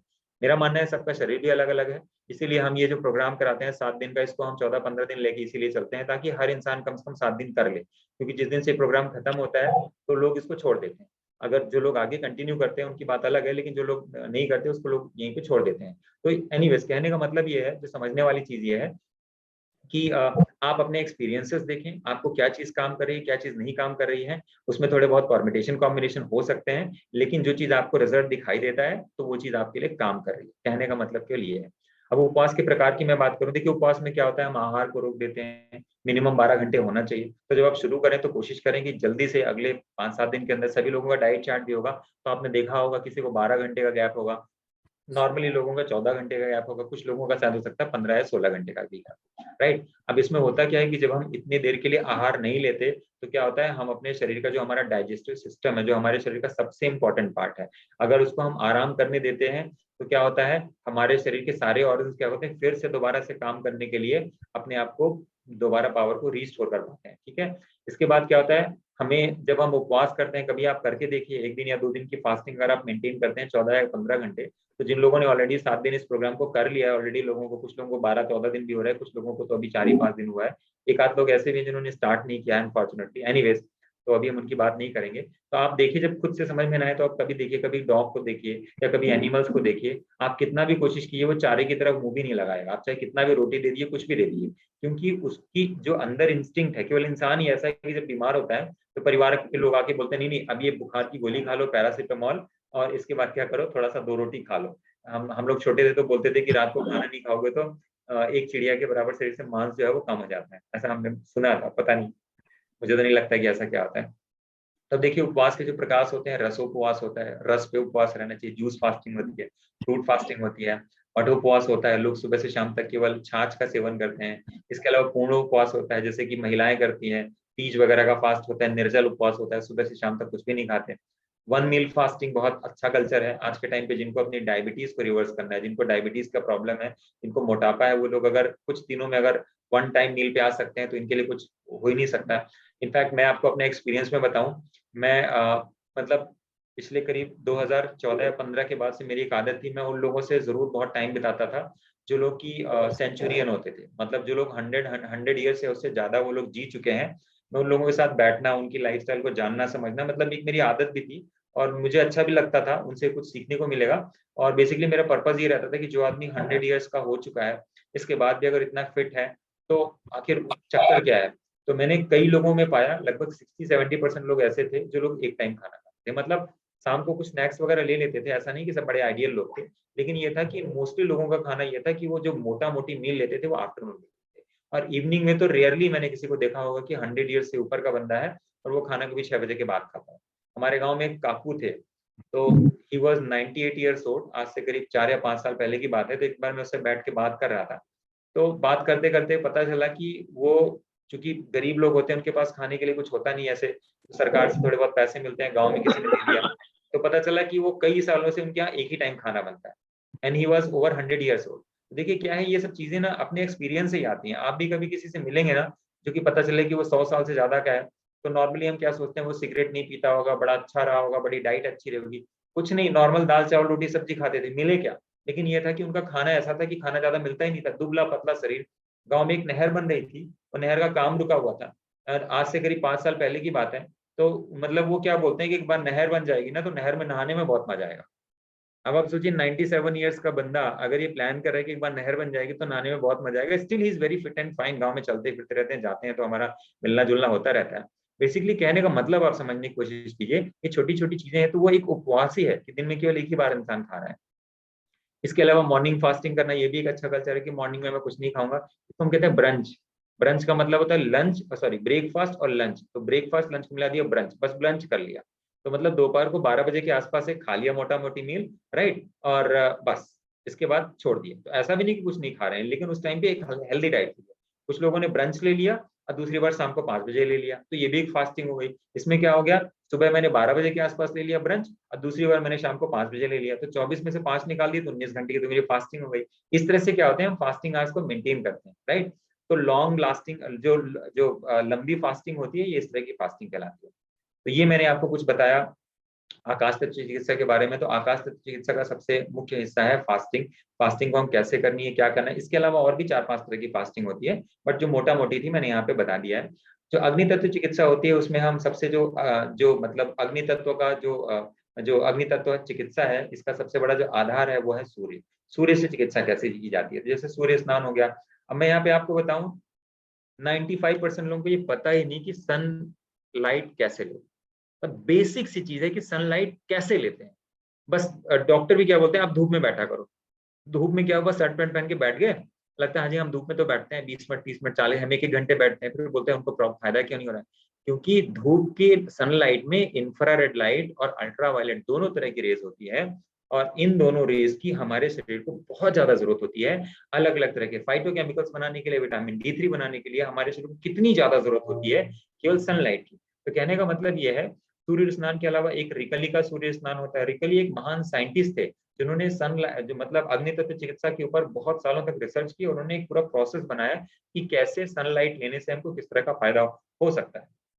इसके अलावा पुणे भी एक साइंटिस्ट है, ये वेस्टर्न साइंटिस्ट हैं जिन्होंने सूर्य स्नान का एक पूरा का पूरा पैटर्न बनाया। इसके अलावा पूर्ण भाप स्नान होता है जिसको हम स्टीम बाथ कहते हैं। इसके अलावा एक भाप स्नान होता है, सॉरी एक ब्रैकेट छूट गया है, उसके लिए माफी चाहूंगा। और इसके अलावा जो भाप स्नान होता है स्थानीय होता है, किसी लोकल एरिया में हम कैसे स्टीम को एक्सपोज करके अपने बॉडी को स्ट्रेंथ देते हैं, अग्नि तत्व को हम बैलेंस करते हैं। तो सबसे पहले देखिए सूर्य का प्रकाश कैसे लेना चाहिए। पहली बात तो बैठ कर लेना चाहिए, सर पे कोई ना कोई कपड़ा ढका होना चाहिए। आप टोपी पहन लो, थोड़े से अंगोछी तौलिया लपेट लो, लेकिन हमारे सर पे डायरेक्ट सनलाइट नहीं पड़नी चाहिए। दूसरी चीज ये है कि जब आप बैठो तो देखो कि अगल बगल से हवा, डायरेक्ट हवा ना पड़े, इनडायरेक्ट हवा पड़े या धीमे धीमे हवा हो तो ठीक है। और तीसरी इंपॉर्टेंट चीज ये है कि हमें सनलाइट लेते समय जितना शरीर का खुला हुआ हिस्सा होता है वहां से हमारी बॉडी सन को एब्जॉर्ब करती है। अल्ट्रावायलेट रेज होती हैं, अल्ट्रावायलेट बी टाइप की रेज होती हैं, वो हमारे बॉडी को जरूरत होती है जो शरीर का खुला हुआ हिस्सा है। और इम्पोर्टेंट चीज है कि हमारे शरीर पे कोई तेल, क्रीम, पाउडर या कोई भी ऐसी चीज बिल्कुल नहीं लगी होनी चाहिए। अगर वो लगी होती है तो हमारी शरीर वहां से सनलाइट को एब्जॉर्ब नहीं कर पाती है, राइट। तो आप सन की तरफ सीधे भी बैठ के कर सकते हैं, लेकिन सर के ऊपर कोई ना कोई कपड़ा रख लें। इसके बाद क्या है, पीछे की तरफ भी बैठ करके सनलाइट को ले सकते हैं, ठीक है, लेकिन कपड़े हुए खुले होने चाहिए। कब तक बैठना चाहिए, मिनिमम 15-20 मिनट तो बैठना ही बैठना चाहिए। और कोशिश करनी चाहिए कि हम तब तक बैठें जब तक कि हमारे शरीर से क्या हो सके, थोड़ा सा पसीना आने लगे, ठीक है। तो वो मतलब एक सैचुरेटेड रेंज है कि हाँ अब आपका मतलब जो सूर्य का स्नान है वो आपका लगभग सही लेवल पे पहुंच गया है। तो क्या होता है कि रोम क्षेत्र से जो हमारे विजातीय तत्व है, जो हमारे टॉक्सिन्स है वो भी बाहर निकल जाते हैं, प्लस अल्ट्रावायलेट बीटा रेज और हमारे शरीर के अंदर जो कोलेस्ट्रॉल होता है उससे रिएक्ट करके हमारी बॉडी विटामिन D3 बनाती है। तो जिन लोगों का कोलेस्ट्रॉल बढ़ा हुआ है, राइट, जिन लोगों का कोलेस्ट्रॉल बढ़ा हुआ है या जिन लोगों को हार्ट की ब्लॉकेज हो गई है, राइट, एक मैं बहुत मोटी मोटी बात बताऊं, जिन लोगों की एज अंडर 50 ईयर्स की है या अंडर 60 ईयर्स मान लीजिए, और उनको अगर ब्लॉकेज हो गई तो उसका सबसे बड़ा कारण यह है कि अपने जीवन में उन्होंने सनलाइट कभी नहीं लिया। केवल और केवल दो रीजन है, सनलाइट नहीं लिया और दूसरी चीज ये है कि देर रात तक वो जाग के काम करते हैं। बस दो चीजें आप हटा दीजिए, आप हार्ट की ब्लॉकेज को यहीं से आप उसकी कड़ी तोड़ देंगे। सनलाइट में बैठना कोलेस्ट्रॉल का इलाज स्टैटिन नहीं है, स्टैटिन कोलेस्ट्रॉल को कम करने की दवा होती है। जो कोलेस्ट्रॉल का इलाज है वो है सूरज के प्रकाश में बैठना। जैसा कि मैंने आपको बताया, जैसे रेखली का सूर्य स्नान अलग है, और ये जो रेखली का सूर्य स्नान अलग है, और पुणे का सूर्य स्नान अलग है, और ये जो नॉर्मल सनलाइट जो है सन बाथ है वो अलग है। तीनों अलग अलग चीजें हैं, ठीक है। तो ये नॉर्मल सनलाइट का प्रोसेस में, अच्छा सनलाइट कैसे लेना चाहिए, सनलाइट के बारे में मैं एक चीज और भी बता दूं। सनलाइट हमें दो फेज में लेनी चाहिए। एक सनलाइट हमें चाहिए होती है अर्ली इन द मॉर्निंग, बिल्कुल सूरज निकलते ही, जब सूरज एकदम लाल होता है तब हमारे शरीर को इंफ्रारेड लाइट मिलती है। वो हमारे आंखों पे पड़नी चाहिए। अगर हो सके तो आप लगभग 20 सेकंड 30 सेकंड तक डायरेक्ट सन की तरफ देखने की कोशिश कीजिए, तब सन की इंटेंसिटी बहुत कम होती है। सन की इंफ्रारेड लाइट हमारी आंखों में जाती है और आंखों में हमारी फोटोसिंथेटिक गैंग्रीन सेल्स उसको नोट डाउन करके हमारे बॉडी के हर एक सेल्स में जाकर के हमारे बॉडी के हर एक सेल्स के अंदर मेलाटोनिन के प्रोडक्शन को रिलीज करती है, जो कि हमारी कोशिकाओं के अंदर जो ऊर्जा का उत्पादन होता है, जो कि ATP के फॉर्म में होता है। हो सकता है थोड़ा आपको टेक्निकल लग रहा हो ये टर्म, बट आप समझने की कोशिश कीजिए। मेरे कहने का मतलब है हमको करना क्या है, उसके पीछे क्या हो रहा है आप उसको छोड़ दीजिए। तो क्या होता है, हमारे शरीर को डिटॉक्सिफाई करने के लिए जो हार्मोन बनाना चाहिए वो केवल सूरज की इंफ्रारेड लाइट ने अपने आप कर दिया। जब सूरज की रोशनी नहीं निकली है तो ब्राइट लाइट में देखिए, सुबह की लाइट में जो सूरज की रोशनी होती है देखिए, वो अपने आप आपके शरीर में पहुंच जाएगी। तो ये समझने का मतलब है। इसके अलावा यहाँ पे मैंने जो रिकली का सूर्य स्नान बताया है। इसमें क्या होता है कि मोस्टली जिन लोगों को स्किन से रिलेटेड या ऑटो इम्यून कोई डिसऑर्डर है, सबसे इंपॉर्टेंट चीज है ऑटो इम्यून डिसऑर्डर, और जिन लोगों को किसी भी तरह की क्रॉनिक इलनेस है, स्पेशली हार्ट से ज्यादा इंपॉर्टेंट है, जो डायबिटिक पेशेंट है उनके लिए रिकली का जो स्नान है वो बहुत ही इंपॉर्टेंट स्नान है। तो इसमें होता क्या है कि बेसिकली ये स्नान ऐसे एक दिन में नहीं किया जाता। ये किया जाता है पहले दिन जब आप बैठेंगे तो आपको क्या करना है, आपके पैरों को जो नीचे एड़ियां हैं केवल वहां पे सनलाइट पड़े, फिर दूसरे दिन एड़ी में भी पड़े और जो आपकी पिंडलियां हैं वहां तक सनलाइट पड़े, फिर तीसरे दिन क्या है आपकी जांघों तक पड़े, फिर चौथे दिन आपके जो सेक्सुअल ऑर्गन्स है वहां से वहां तक सनलाइट पड़े, फिर इसके बाद आपके पेट तक, फिर पेट से लेके फिर छाती तक, फिर छाती से गर्दन तक, और गर्दन से लेके फिर आपके पूरे सर तक सनलाइट पड़े। राइट, तो हर दिन क्या करना है हमको, करीब 5-5-5 मिनट का गैप दे करके, पहले दिन 5 मिनट, फिर 5 मिनट, फिर 5 मिनट, इस तरह से करके हमको सनलाइट लेनी होगी। राइट, तो जो भी ऐसी क्रॉनिक इलनेस है या स्किन रिलेटेड डिसऑर्डर, क्योंकि स्किन रिलेटेड वाले पेशेंट अगर नॉर्मल तरीके से सन बात लेंगे तो उनको प्रॉब्लम हो जाएगी। राइट, लेकिन डायबिटिक पेशेंट्स के लिए जिनको इंसुलिन रेजिस्टेंस बहुत ज्यादा हो गया है, मोटापा बहुत ज्यादा है, जिनको ऑटो इम्यून डिसऑर्डर है किसी भी तरीके का, टाइप 2 डायबिटीज भी एक तरह का ऑटो इम्यून डिसऑर्डर है, टाइप 1 वालों तो है ही है, लेकिन टाइप 2 में भी कुछ ना कुछ ऑटो हमारे इम्यून सिस्टम का रिस्पॉन्स होता है। ये देखिए आगे में मैंने मेंशन किया है, एक हिस्से पे 5 से 10 मिनट तक सनलाइट पड़नी चाहिए। धूप में बैठने के बाद, धूप में बैठने के बाद आपको करीब करीब 1 घंटे तक कोशिश करें कि मैंने गलती से एक लिख दिया है, कोशिश करें कि 2 घंटे तक, बल्कि 1.5-2 घंटे तक आप स्नान ना करें। उसके बाद आप ठंडे पानी से स्नान कर सकते हैं। ठीक है, और जैसे आप गर्म पानी में, जैसे गर्म पानी में हम कपड़े डालते हैं तो क्या होता है कि सारे टॉक्सिन्स उससे बाहर निकल जाते हैं, उसी तरीके से सनलाइट में जब हम बैठते हैं, चाहे नॉर्मल सन बात हो, चाहे आपका रिकली का सूर्य स्नान हो, रिकली एक सेलेक्टिव चीज है, खासतौर से जिन लोगों को ऑटो इम्यून स्किन से रिलेटेड डिसऑर्डर है उनके लिए ये ध्यान देने वाली चीज है। इस तरीके से करके सनलाइट लेनी चाहिए। इसके मतलब पुणे का जो सन बात होता है, ये क्या होता है, नॉर्मली सुबह 9 बजे के बाद का जो सनलाइट है तब लेते हैं। इसमें क्या होता है, केले के पत्ते से पूरे शरीर को ढक लिया जाता है और गीले कपड़े से, ठंडे पानी से सर को बांध दिया जाता है, सर पे डायरेक्ट सनलाइट नहीं पड़नी चाहिए, उसको बांध दिया जाता है और लगभग लगभग 30 से लेकर के 40 मिनट तक ये सनलाइट ली जाती है। और लेने के बाद क्या होता है, जब अंदर से आपको पसीने छूटने लगे, मतलब 30 से 40 मिनट एक स्टैंडर्ड टाइम है, अगर आप थोड़ा बहुत ज्यादा भी कर दें तो कोई प्रॉब्लम नहीं है, जब पसीना छूटने लगे अगेन इसमें बैठने के बाद 2 घंटे तक आपको सनलाइट नहीं लेना है। अब देखिए प्राकृतिक चिकित्सा का कितना बड़ा, मतलब कितना ग्रेट एग्जाम्पल है, केले के पत्तों से लाइट फिल्टर होकर जाती होगी, क्या करती होगी, कैसे करती होगी, मुझे नहीं पता, पर्सनली मुझे भी नहीं पता, लेकिन मुझे पता है कि ये कैंसर हो गया, किडनी फेलियर हो गया, हार्ट डिजीज हो गया, डायबिटीज जैसे पेशेंट्स के लिए वरदान है। अगर किसी के पास केले का पत्ता नहीं, आप नॉर्मल सनलाइट लीजिए, ये तो अपने आप में एक अग्नि चिकित्सा है। राइट, अगर आपके पास अरेंजमेंट होता है तो बहुत अच्छी बात है, नहीं होता है तो कोई बात नहीं, लेकिन फिर भी आपको सनलाइट लेना चाहिए, एक प्रोसेस है। अगर किसी का डायबिटीज बहुत ज्यादा है, वो इंसुलिन डिपेंडेंट है या ऑटोइम्यून डिसऑर्डर है, टाइप 1 के पेशेंट है, तो उनको पुणे का सूर्य स्नान जरूर करना चाहिए। आगे बढ़ते हैं। अब ये पूर्ण भाप स्नान, ये देखिए जो डिवाइस बना हुआ है, ये पोर्टेबल डिवाइस का मैंने फोटो निकाल के रखा हुआ है। इस तरह के डिवाइस ऑनलाइन भी मिलते हैं, नॉर्मली 3-1 हजार रुपए से मिलने शुरू हो जाते हैं, 3,000 से लेके 5,000-6,000 तक ऐसे डिवाइस मिलते हैं। नॉर्मली होता क्या है कि ये स्टीमर लगा होता है, अंदर स्टीम आएगी, तो नॉर्मली आप स्टीम बाथ जरूर करिए, और तब तक करिए जब आपके चेहरे से, अंदर तो आपकी स्टीम बाथ होगा, आपके चेहरे से पसीने निकलने लगे। जब स्टीम बात करने बैठे तो ध्यान दें कि पहले 1 गिलास 1.5 गिलास पानी पी के बैठे, क्योंकि आपके बॉडी से जो पानी निकलने वाला है पहले आपके बॉडी में चला जाए।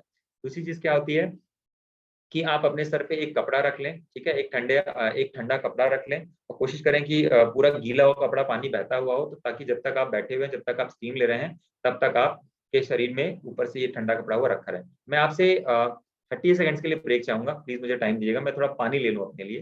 Right, excuse me.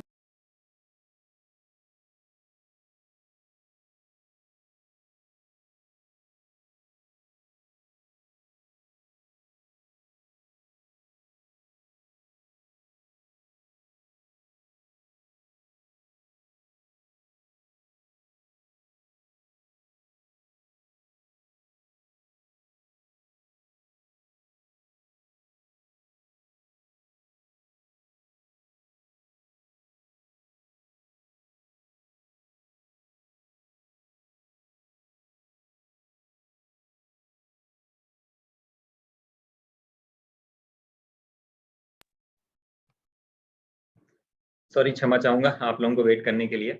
और तो यहाँ पे मैंने आपको रिकली के सनलाइट के सूर्य स्नान के बारे में बताया, और पुणे का सूर्य स्नान, और ये मैंने स्टीम बाथ के बारे में बताया। ऐसे ही लोकल सूर्य स्नान, लोकल स्टीम बाथ क्या होता है कि आपको पेट पे स्टीम को एक्सपोज करना होता है, उसके लिए दूसरा स्टीमर आता है।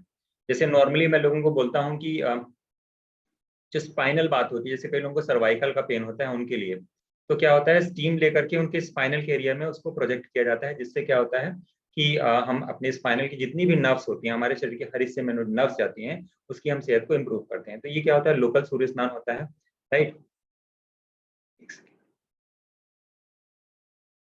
इसके अलावा वायु चिकित्सा के बारे में बात करते हैं। मैंने अपना वीडियो ऑफ कर दिया है क्योंकि वो स्क्रीन में दिखता रहता है सामने ना, तो वहाँ का कंटेंट दब जाता है। अभी बिल्कुल क्लियर हो गया। तो देखिए वायु चिकित्सा क्या होती है, वायु को हम प्राण भी कहते हैं, वायु चिकित्सा को हम प्राण चिकित्सा भी कहते हैं, राइट। तो इसमें पवन स्नान है, स्वर साधना है, प्राणायाम है, 3 तरह की चीजें होती हैं। ये हमारी चिकित्सा पद्धति का 5वां आयाम है। अब देखिए पवन स्नान क्या होता है। पवन स्नान में सबसे इंपॉर्टेंट चीज होती है सुबह सुबह टहलना। सुबह सुबह टहलना पवन चिकित्सा का जो है पवन स्नान है, ये बहुत ही इंपॉर्टेंट फॉर्म है। अब इसमें लोग गलती क्या करते हैं कि बहुत सारे कपड़े पहन करके, और बहुत सारे कपड़े पहन करके, कई बार टाइट जीन्स पहन करके, इस तरह से कपड़े पहन करके, बेस्ट तो ये है कि सुबह सुबह हम हाफ पैंट पहन के टहलने निकल जाएं। इसमें क्या होता है, वायु हमारे शरीर में सीधे पड़नी चाहिए, वायु।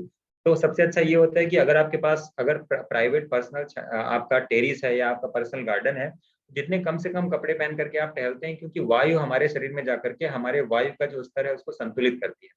क्योंकि वायु चिकित्सा देखिए सुनने में बड़ा अजीब लगता है, लेकिन वायु चिकित्सा जो है, वायु का दोष हमारे शरीर में सबसे प्रबल दोष होता है। अगर हमारे शरीर में वायु से संबंधित दोष पैदा हो गया है, इसको हम वात दोष भी कहते हैं। तो वात दोष अगर हो गया है तो हमारे शरीर में वात की वजह से कफ दोष भी अपने आप पैदा हो जाएगा और पित्त दोष भी पैदा हो जाएगा। तो लेकिन अगर हमारे शरीर में कफ का दोष है तो कफ दोष की वजह से हमें बाकी तरह के दोष पैदा नहीं होंगे। लेकिन पवन की वायु की वजह से अगर जो दोष पैदा हो जाता है तो वो हमारे लिए सबसे घातक होता है। वो हमारे शरीर में हर तरह की बीमारियों को पैदा कर देता है। तो अगर हम वायु तत्व को संतुलित करना चाहते हैं तो सबसे जरूरी चीज है सुबह सुबह टहलना। सुबह सुबह gym, exercise, workout, hard work बिल्कुल नहीं करना चाहिए। सुबह सुबह टहलने के लिए आपके लिए एक ऐसी जगह चाहिए कि आपके आसपास पेड़ पौधे हों, और वहां जाकर के आप कम से कम 30 से 40 मिनट के लिए जरूर टहलें। तो नॉर्मली जो मैं बोलता हूँ ना कि आप लगभग 8000 स्टेप्स हर दिन पैदल चला करिए, जो मेरा अपना एक रिकमेंडेशन होता है, तो वो इसीलिए होता है ताकि आपके शरीर में जो जो वायु तत्व है वो संतुलित हो सके। और अगर आपको अगर किसी की मसल्स कमजोर है, आपको हार्ड एक्सरसाइज करनी है, मसल बिल्डिंग एक्सरसाइज करनी है, तो उसके लिए आपको क्या करना चाहिए, आपको उसके लिए करना चाहिए शाम के टाइम आपको एक्सरसाइज करनी चाहिए, राइट। इसके अलावा स्वर साधना क्या होती है, देखिए स्वर साधना क्या है, जैसा आपको दिखाई दे रहा होगा ये कोई कपाल भारती नहीं है। बेसिकली स्वर साधना हमारे शरीर में नाड़ी शोधन की एक प्रक्रिया होती है। नाड़ी शोधन में क्या होता है कि जो हमारी नाक होती है ना, एक बार मैं अपना वीडियो ऑन कर लेता हूँ तो शायद मैं यहाँ से बता पाऊँ। क्योंकि जो हमारी नाक होती है ना, तो ये हमारा जो दायां नाक है इसको हम कहते हैं सूर्य स्वर, और जो बाई हमारी नाक होती है इसको हम कहते हैं चंद्र स्वर। तो सूर्य स्वर और चंद्र स्वर, तो 24 घंटे हमको ऐसा लगता है कि हम दोनों नाकों से सांस ले रहे हैं, लेकिन अगर आप देखेंगे तो आपका ध्यान जाएगा कि हम अगर आप बहुत गंभीरता से देखेंगे तो आप सांस या तो दाएं नाक से ले रहे होंगे या तो बाएं नाक से ले रहे होंगे। जो आपका मेजॉरिटी है, जो आपका मेजॉरिटी है, जो आपकी ब्रीथ इनहेल हो रही होगी, वो या तो दाएं नाक से हो रही होगी तो बाएं नाक से हो रही होगी। लेकिन कभी हमारा इस चीज पर ध्यान नहीं गया कि ऐसा हो क्या रहा है। तो होता क्या है कि जब हम बहुत गुस्से में होते हैं या हम दिन में काम कर रहे होते हैं, बहुत मेहनत कर रहे होते हैं, तो उस टाइम पे हमारा क्या होता है, सूर्य स्वर प्रधान होता है। लेकिन क्या होता है जब हम आराम की मुद्रा होते हैं, बैठे होते हैं, हम शांत होते हैं, काम होते हैं, तो हमारा क्या होता है, चंद्र स्वर प्रधान होता है। लेकिन जब हमारे दोनों स्वरों में असंतुलन पैदा हो जाता है किसी भी वजह से, तो हमारा शरीर बीमार पड़ने लगता है और हमें वात रोग हो जाता है। वायु की वजह से होने वाले हमारे शरीर में विकार पैदा हो जाते हैं। तो यहाँ पे मैं आपको एक बहुत ही अच्छा तरीका बताऊंगा कि स्वर साधना क्या होता है। बेसिकली हमारे नाड़ी शोधन की एक बहुत ही प्रभावशाली विधि है, नाड़ी शोधन की एक बहुत ही फंटास्टिक मेथड है। तो इसमें क्या होता है कि नॉर्मली कभी भी आपको किसी भी तरह की डिस्कम्फर्ट हो रही हो, आपको लग रहा होगा कि नहीं मैं यहाँ पे सहज महसूस नहीं कर रहा हूँ, आपको सर दर्द हो सकता है, बुखार हो सकता है, थकान हो सकती है, तो आप केवल और केवल ध्यान दें कि आपकी सांस किस तरफ से चल रही है। आपकी सांस दाएं तरफ से चल रही है या आपकी सांस बाएं तरफ से चल रही है, बस आपको इतना ध्यान देना है। और जैसे ही आप उस स्वर को बदल देते हैं, तो जैसे मान के चलिए कि अगर आपको लग रहा है कि आपको सर में दर्द हो रहा है और आपका ध्यान गया कि आपकी जो सांस जो है ना, आपकी जो सांस लेने की जो ब्रीथ आप ले रहे हैं वो राइट साइड से हो रही है, तो आप क्या करें राइट साइड के स्वर को ऐसे बंद कर लें और केवल बाएं वाले स्वर से आप क्या कहते हैं सांस लेना शुरू कीजिए। कितनी देर तक, आपको 3 से लेके 5 मिनट तक। आप देखेंगे आपको 3 से 5 मिनट के अंदर ही आपको आराम मिल जाएगा। ये मैं अकेले नहीं कह रहा हूँ, इसके बारे में बहुत सारे क्लिनिकल ट्रायल भी हो चुके हैं। इसमें ये देखा गया कि जो मेडिसिन भी पेशेंट को दी जाती हैं, वो क्या करती हैं कि अगर किसी पेशेंट को कोई भी जो पेन किलर्स होती है नॉर्मली, या कोई भी जो डिस्कम्फर्ट में हमको दवाएं दी जाती हैं, तो दवाएं हो सकता है अपने अलग तरीके से काम करती हैं, लेकिन क्या होता है जैसे हमको आराम मिलता है ना, तो आराम मिलने के बाद क्या होता है, हमारी जो ब्रीथ का जो जो हमारे ब्रीथ का जो बैलेंस है वो बदल जाता है। अगर आप दाएं नाक से ले रहे थे, जब आपको आराम हो जाएगा तो अपने आप आपको बाएं नाक से हो जाएगा। बाएं नाक से अगर आपको गुस्सा आ रहा है तो आप देखेंगे कि आपकी जो ब्रेथ है वो राइट नोज से ज्यादा चल रही होगी। तो क्या होता है कि ऐसे में अगर आप चाहते हैं कि आपके शरीर में किसी भी तरह का दोष ना हो तो आप दाएं स्वर को बंद कर लीजिए। इसके और भी तरीके हैं, जरूरी नहीं कि आप अंगुली लगा के बंद करो। अगर आप करवट लेटे हुए हो तो अगर आपको लग रहा है कि आपको रात को नींद नहीं आ रही है, तो देखा होगा लोग रातों को करवटें बदलते रहते हैं और किसी करवट में उनको नींद भी आ जाती है। तो ऐसा इसलिए होता है कि जब आपको जिस कंडीशन में भी आपको डिस्कम्फर्ट लगे, मान लीजिए नींद नहीं आ रही, आप बाएं करवट लेटे हुए हैं, तो बाएं तब आप तुरंत ध्यान दीजिए कि आपकी ब्रेथ किस नोज से चल रही है। अगर आप सीधे लेटे हुए हैं, आपको नींद नहीं आ रही है, तो आप ध्यान दीजिए कि आपकी सांस किस तरफ से चल रही है। तो अगर आपकी सांस मान लीजिए दाएं तरफ से चल रही है, तो आप क्या करेंगे, आप दाएं करवट लेट जाएंगे तो आपका दायां स्वर बंद हो जाएगा और आपका स्वर किससे चलने लगेगा, बाएं स्वर से चलने लगेगा। जब बाएं स्वर से चलने लगेगा तो आपको अपने आप नींद आ जाएगी। तो कहने का मतलब ये, इसके और भी तरीके हैं। मैं किसी टीचर का सुन रहा था, he was a yoga teacher, तो वो बता रहे थे कि उन्होंने देखा कि अगर आपके घर में कोई छोटा बच्चा है, आपको कोई तकलीफ हो रही है, तो आपको अगर तकलीफ हो रही है तो पहले अपने स्वर को आइडेंटिफाई करो, फिर क्या करो, अगर आपको मान लीजिए कि आपका दायां स्वर चल रहा है तो दाएं गोदी में एक बच्चे को उठा लो, आप देखोगे थोड़ी देर बाद आपकी प्रॉब्लम खत्म हो जाएगी। तो बेसिकली होता क्या है कि ये अनुलोम विलोम नहीं है। अनुलोम विलोम में क्या होता है कि हम दाएं नाक को बंद किए, फिर क्या हुआ, बाएं से सांस लीजिए, फिर बाएं को बंद किए, फिर दाएं से छोड़िए, फिर ऐसे नहीं होता। ये अनुलोम विलोम नहीं है। ये स्वर साधना एक नाड़ी शोधन की एक क्रिया है और ये आपकी किसी भी इलनेस को, तो अगर ये प्रक्रिया जब भी आपको कोई डिस्कम्फर्ट लग रही हो, किसी भी तरह की कोई डिस्कम्फर्ट लग रही हो, तो आप इसको प्रैक्टिस कर सकते हैं। अब देखिए, ये सब चीजें सिखाने में कोई पैसे नहीं लगते, करने में कोई पैसे नहीं लगते, है ना, लेकिन इतनी प्रभावशाली चीजें, राइट, इतनी प्रभावशाली चीजें लोगों को पता नहीं चल पाती। क्यों? क्योंकि कोई ना कोई तो है जो नहीं चाहता कि लोगों को पता चले। जबकि ये सब चीजें आज से नहीं है, ये सब चीजें हजारों साल से पहले से वेल स्टेब्लिश्ड हैं। दुनिया भर के जो लोग जानने वाले हैं उनको पता है, लेकिन इसकी कभी कोई मार्केटिंग नहीं हुई। और डॉक्टर्स को कभी ये अगर स्कूल में पढ़ाया जाता तो कोई ना कोई डॉक्टर भी लोगों तक ये बताते, राइट, लेकिन ये सब चीजें कभी पहुंच नहीं पाई।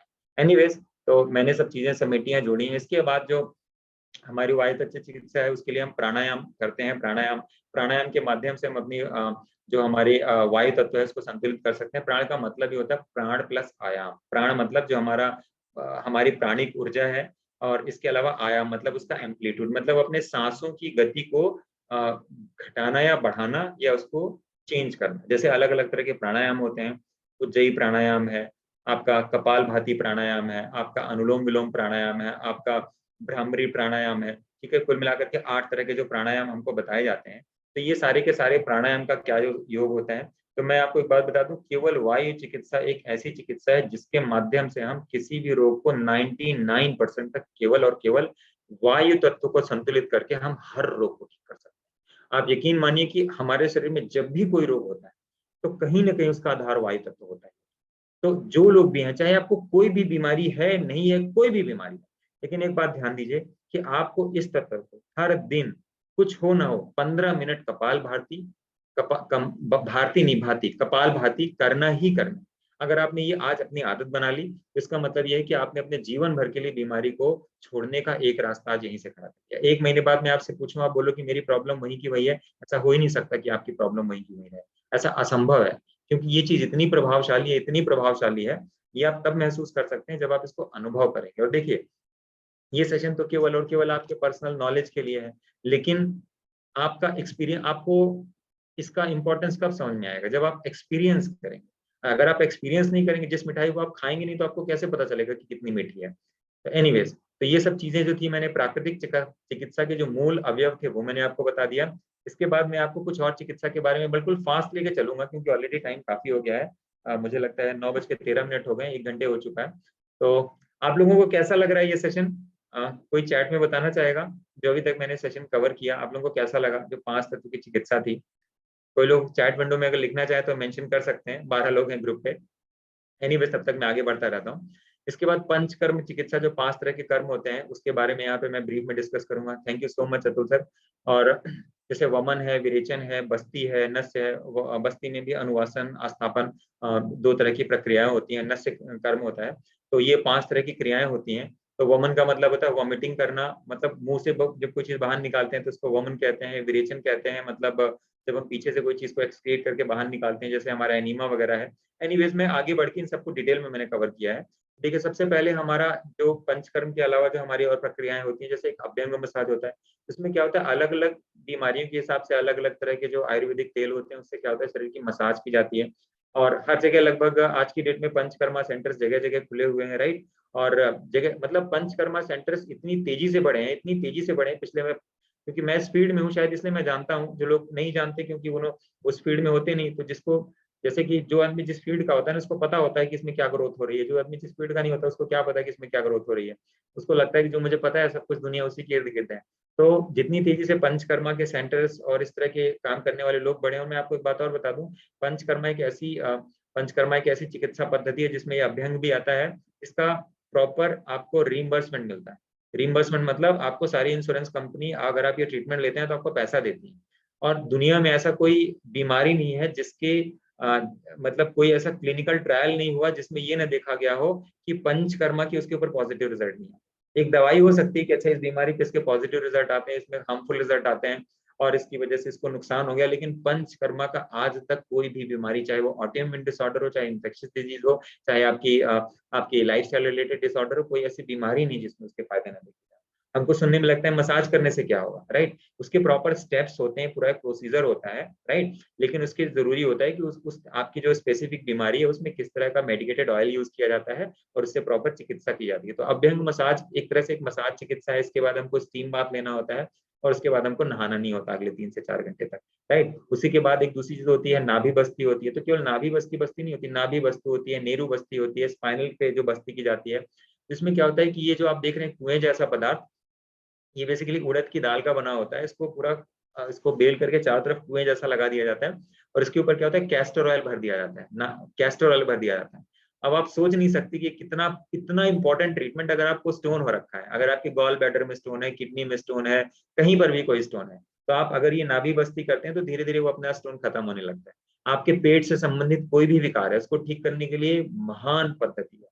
मैं खुद ये करता था, तो क्या करता था मैं कि अब ये कुएं जैसा बनाना तो थोड़ा मुश्किल पड़ेगा, तो मैं कैस्टर ऑयल को क्या करता था, धूप में लेट करके पेट पे सनलाइट पड़ती रहती थी, कटोरी में रख के रुई में भर भर के अपनी नाभि के ऊपर रखता था, राइट। क्योंकि मुझे ऐसा कोई सिम्टोमेटिक कोई प्रॉब्लम थी नहीं, इसलिए मैं बता नहीं सकता कि क्या हुआ क्या नहीं हुआ। लेकिन दिस इज अ वेरी, क्योंकि जो क्लिनिकल ट्रायल है वो ये बताते हैं, अजीब रिजल्ट है इसके, आउटस्टैंडिंग रिजल्ट है।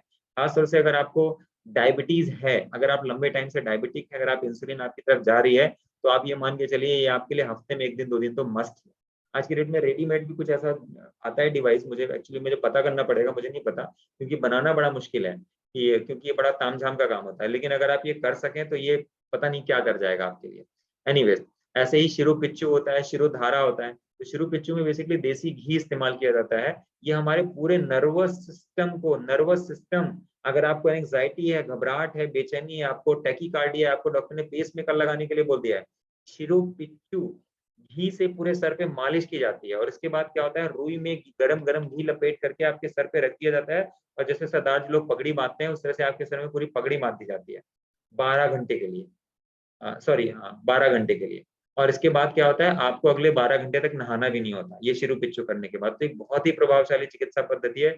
हमें लगता है कि पता नहीं क्या होगा क्या नहीं होगा, लेकिन ये सब चिकित्सा पद्धतियां इतनी इंपॉर्टेंट है, खासतौर से जैसे ऑटोइम्यून डिसऑर्डर मैंने बताया, डायबिटिक पेशेंट्स है, राइट, जिन लोगों को टैकीकार्डिया है या हार्ट फेलियर है, जिनकी पल्स बहुत बड़ी रहती है, एंग्जाइटी घबराहट, उनके लिए तो अल्टीमेट चीज है ये कोलोन हाइड्रोथेरेपी। कोलोन हाइड्रोथेरेपी में आप सभी लोगों को रिकमेंड करूंगा, जो लोग इस प्रोग्राम को कंटिन्यू करें या ना करें। लेकिन अगर आप हार्ट के पेशेंट हैं या डायबिटिक पेशेंट है या आपको कॉन्स्टिपेशन है, मोटापा है, अगर आप दुबले पतले लीन फिट एंड फाइन है, कोई छोटी मोटी प्रॉब्लम है, मैं उन लोगों के लिए नहीं कह रहा हूँ, लेकिन कोलोन हाइड्रोथेरेपी आप जरूर से करवा लीजिए। ये एनीमा का बहुत ही एडवांस वर्जन है। 45 मिनट 40 से 45 मिनट की प्रोसीजर होती है, जिसमें कि हमारे एनएस के थ्रू जो हमारी पूरी कोलोन होती है, जिसको हम लार्ज इंटेस्टाइन कहते हैं, 8 फीट की पूरी कोलोन, आज हमारी जितनी एज है, जैसे मेरी एज अगर 42 है, तो इसमें से आप 7 या 8 साल घटा दीजिए, इसके बाद लगभग 35 साल का ड्यूरेशन ऐसा होगा कि मेरी लार्ज इंटेस्टाइन में गंदगी जमा होते हो तो आज जिसकी जो भी एज है उसमें से आप मोटा मोटी चलिए 10 घटा दीजिए, इतने साल की गंदगी आपकी कोलोन में पड़ी हुई है।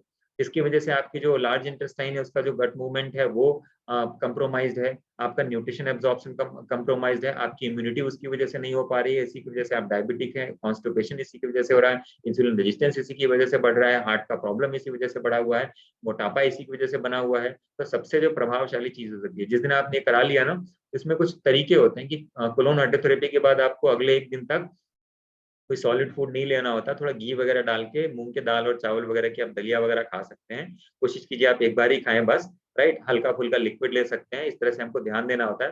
बट कोलोन हाइड्रोथेरेपी आप लोग लिख के ले लीजिए, आपको कोई भी बीमारी हो, कोई भी नेचुरोपैथी का सेंटर ढूंढ लीजिए, आप जरूर से करवा लीजिए। ये अपने आप में बहुत बड़ा ब्रह्मास्त्र है। तो मेरे प्रोग्राम में भी लोगों को हमारा काम होता है एडवाइस करना, क्योंकि हमारे प्रोग्राम में लोगों को केवल और केवल आपकी जरूरत के हिसाब से चीजें एडवाइस करनी होती हैं, और ये बताना होता है कि आप कैसे घर पे कर सकते हैं।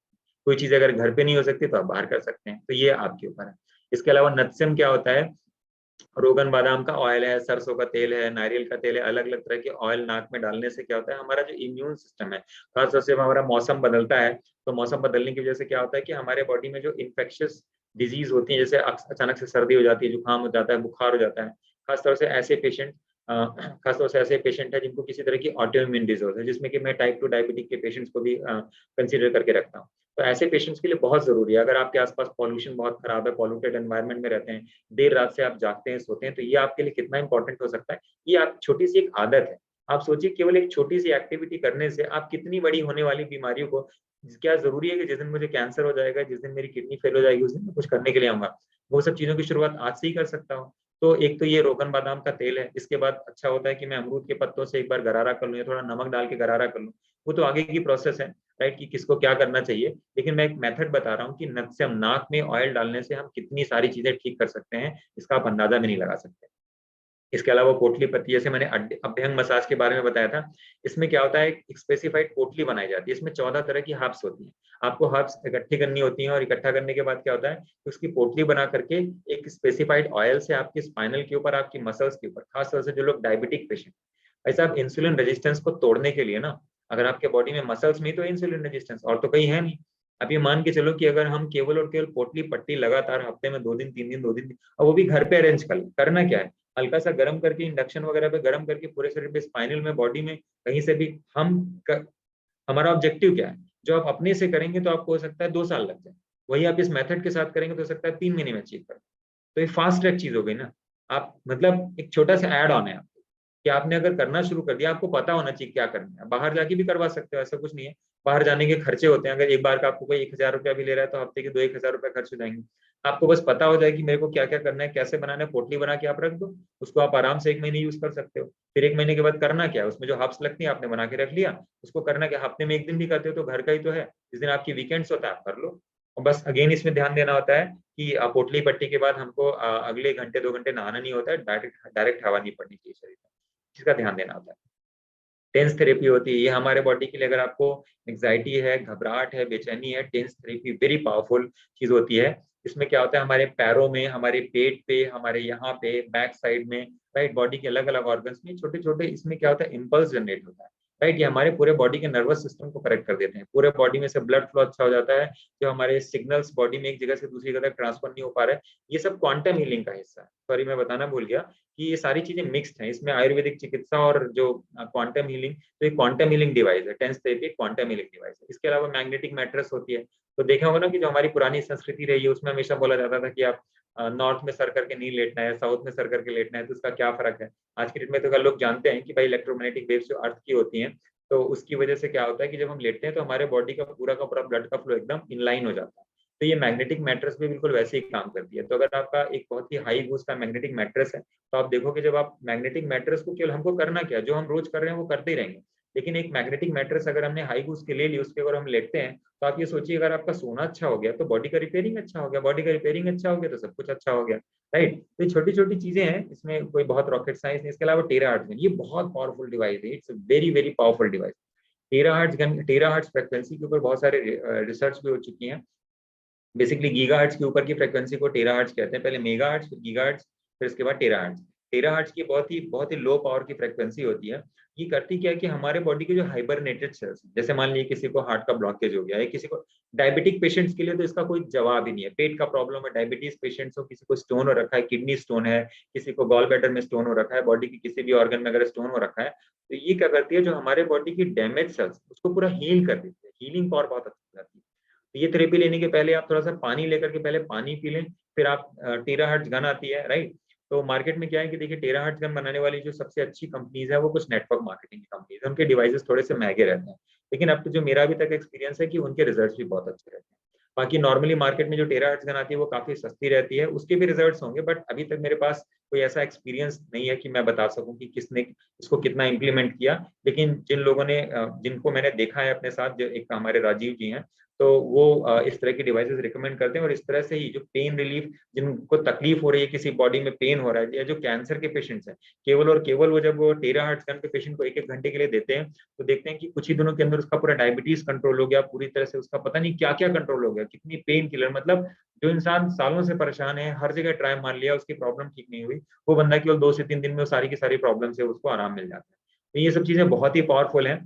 देखिए, मैं किसी कंपनी पे बात करने से अच्छा मैं रिसर्च पे बात करूं, इसके बहुत ही पॉजिटिव रिजल्ट्स हैं, क्योंकि मैंने रिसर्च पेपर्स में देखा है कि जो हमारी डैमेज सेल्स होती हैं उसको ये हील कर देता है, राइट। इनफैक्ट ऐसे पेशेंट्स भी मैंने देखे हैं जिनको कि चलने में पेन हो रहा था, और जिनको चलने में सांस फूलती थी, हार्ट की पंपिंग कम हो गई थी, उन्होंने टेराहर्ट्ज गन से केवल अपने हार्ट के एरियाज के आसपास जब मसल्स थी, तो उनके जो मायोकार्डियम है, जो हार्ट की मसल्स हैं, उनकी पंपिंग अच्छी हो गई होगी, क्योंकि इसकी वजह से उनको जो पेन हो रहा था, तो जब ब्लड फ्लो अच्छा हो जाएगा तो ऑब्वियसली पेन कम हो जाएगा, आपको एंजाइना के एपिसोड्स कम हो जाएंगे, चलने में जो सांस फूलती है, जो हार्ट फेलियर के पेशेंट्स होते हैं, तो वो सिम्टम्स उनके कम हो जाएंगे या खत्म भी हो सकते हैं।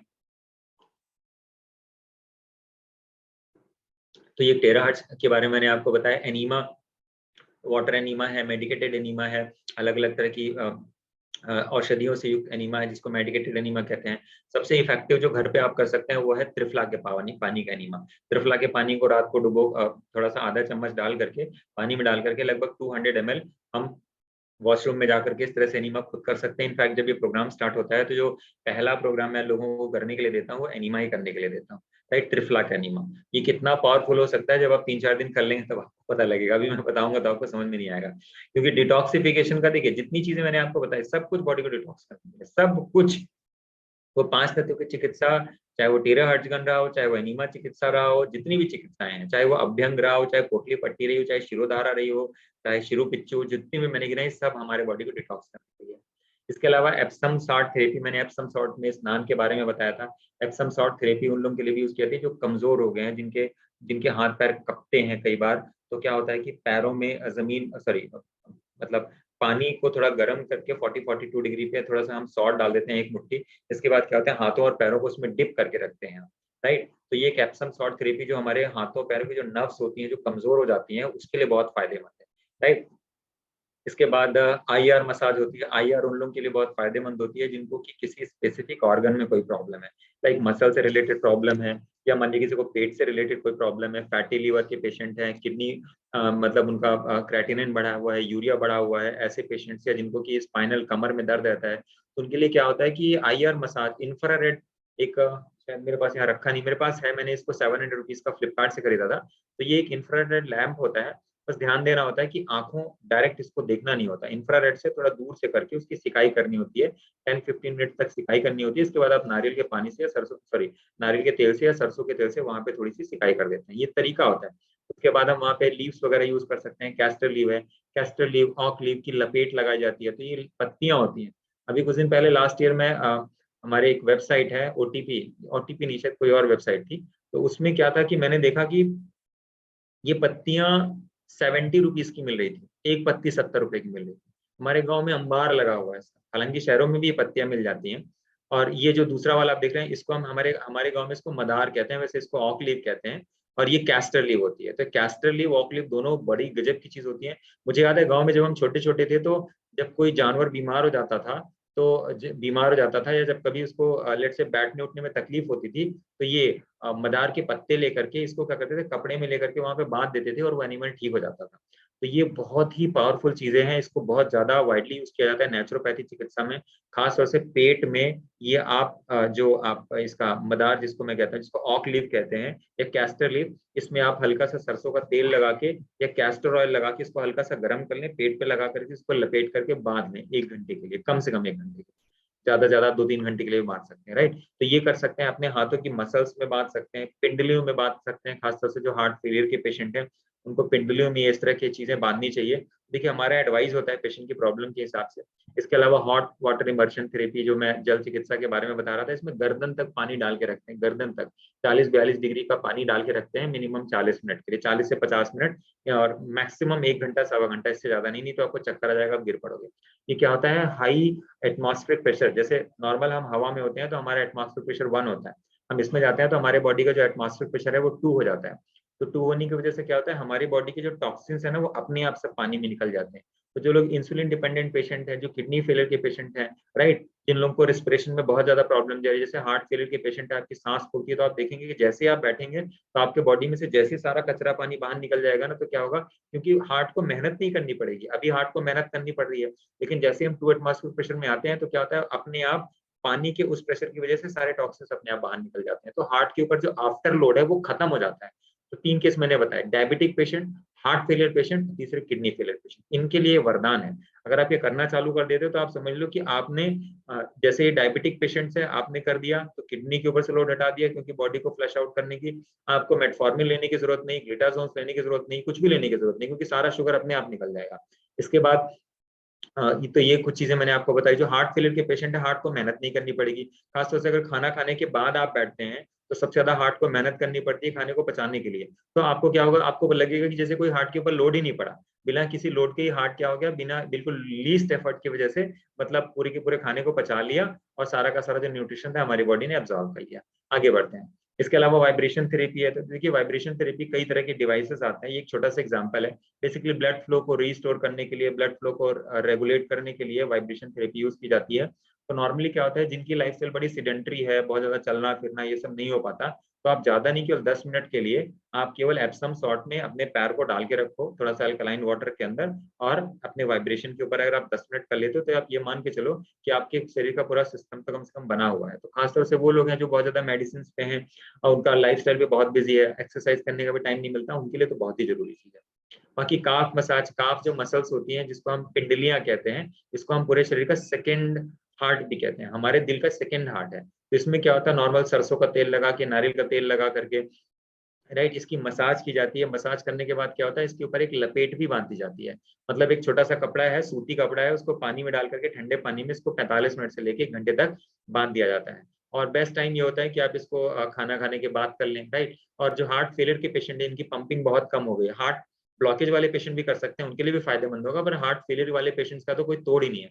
क्या होगा, जब इसको लपेट देते हैं ना तो पेशेंट को इतना रिलीफ मिलता है, इतना रिलीफ मिलता है, हार्ट के ऊपर पूरा लोड कम हो जाता है, क्योंकि हार्ट की पंपिंग ऑलरेडी कम होगी। इसके अलावा सैंड बात है, सैंड में भी अरबों खरबों तरह के जो माइक्रोबायोम्स हैं, तो सैंड बात भी कई तरह की होती है। जस्ट एक जनरल मैंने यहाँ पे एग्जांपल दिखा हुआ है कि अगर आप चाहें तो अपने शरीर पे सैंड लपेट करके भी थोड़े सनलाइट में बैठ सकते हैं, या आप चाहें तो अगर सैंड जिस तरह से इस फोटो में दिखाया गया, अगर आपको कहीं पे अरेंजमेंट हो जाए तो आप इस तरह से सैंड बात भी ले सकते हैं, राइट। तो ये सब सैंड बात भी हमारे बॉडी के डिटॉक्सिफिकेशन के लिए। रिवर्स वॉकिंग, जिनकी कमजोर है मसल्स, जिनसे ज्यादा चला नहीं जाता, कपते हैं, जिनका वेट कम है, इसके बाद भी उनको डायबिटीज है, हार्ट डिजीज है, अलग अलग प्रॉब्लम है, रिवर्स वॉक करें, मसल्स को हम स्ट्रेंथ देते हैं। ये तो मैंने चीजें एक्स्ट्रा ऐड कर दी हैं। स्पाइनल डिकम्प्रेशन थेरेपी होती है बेसिकली, जिसमें क्या होता है कि स्पाइनल, जो हमारी स्पाइनल कॉर्ड होती है, हमारी कमर होती है, तो एक तरह से उसकी एक्सरसाइज होती है, उसके उसके ऊपर काम किया जाता है। और क्या होता है कि जब हमारी स्पाइनल ढंग से काम करने लगती है तो पूरा हमारा नर्वस सिस्टम सही से काम करने लगता है। ये भी उन लोगों के लिए बहुत फायदेमंद है जिनको वीकनेस है, कमजोर है, जिनकी मसल्स कमजोर हो गई हैं, जिनसे मतलब चलते हैं तो लगता है कपते हैं, तो उनको क्या है, इस तरह की पोस्चर में अगर हम थोड़ी देर तक बिठा के रखते हैं, राइट, हम स्पाइनल मसाज भी कर सकते हैं, वो भी उसका सोल्यूशन है। लेकिन ये एक ऐसी चीज है कि इसमें कोई मेहनत नहीं करनी, बस पैरों को थोड़ा ऊपर कर लिया, नीचे कर लिया, तो ये अपने आप स्पाइनल को हमने डिकम्प्रेस कर दिया, ये अपने आप में थेरेपी है, राइट।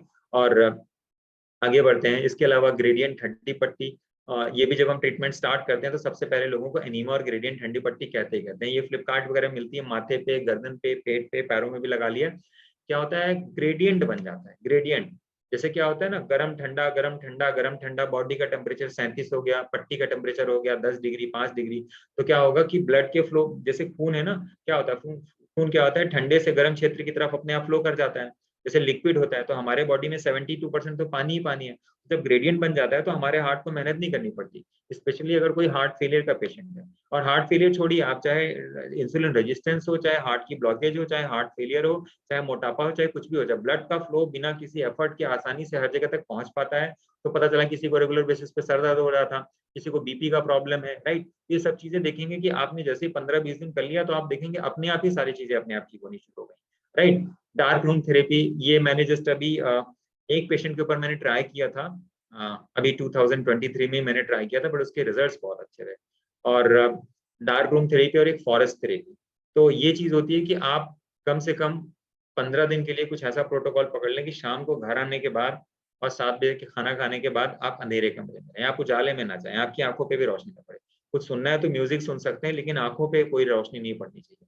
तो ये एक मैंने मेथड सोचा, प्लान किया, ट्राई किया, इट वॉज वेरी सक्सेसफुल। तो अब मैंने सोचा है कि मैं आगे भी लोगों को एडवाइस करूंगा। इसके अलावा योग निद्रा मेडिटेशन है, योग निद्रा अपने आप में आप एक बार गूगल करके चेक करें, कोई भी ऐसी बीमारी नहीं जो योग निद्रा ठीक नहीं कर सकता। अगर आपको समझना होगा तो यूट्यूब पे पड़ा हुआ है, योग निद्रा मेडिटेशन बाय आनंद मूर्ति गुरुमा।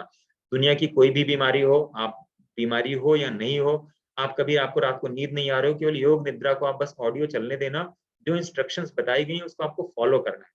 शिथिल होकर के शवासन में लेट जाइए, हाथों को ऊपर कर लीजिए, मन को एकाग्र कर लीजिए, जो इंस्ट्रक्शंस दी जा रही हैं आप उसको फॉलो करते जाओ। आप देखोगे जिन लोगों को एंग्जाइटी है, बेचैनी है, बीपी है, शुगर बढ़ा रहता है, खासतौर से वो लोग जिनको शुगर का फास्टिंग शुगर लेवल बढ़ा रहता है, तो उन लोगों के लिए जिनका फास्टिंग शुगर बढ़ा रहता है, उनको चाहिए कि उनका खाना 6 बजे के पहले हो जाए, राइट। और वो लोग अगर योग निद्रा करेंगे, आप देखेंगे 10 से 15 दिन के अंदर आपका फास्टिंग शुगर लेवल भी नॉर्मल आ जाए, राइट, जिसको हम डॉन फिनोमेना कहते हैं। आगे बढ़ते हैं।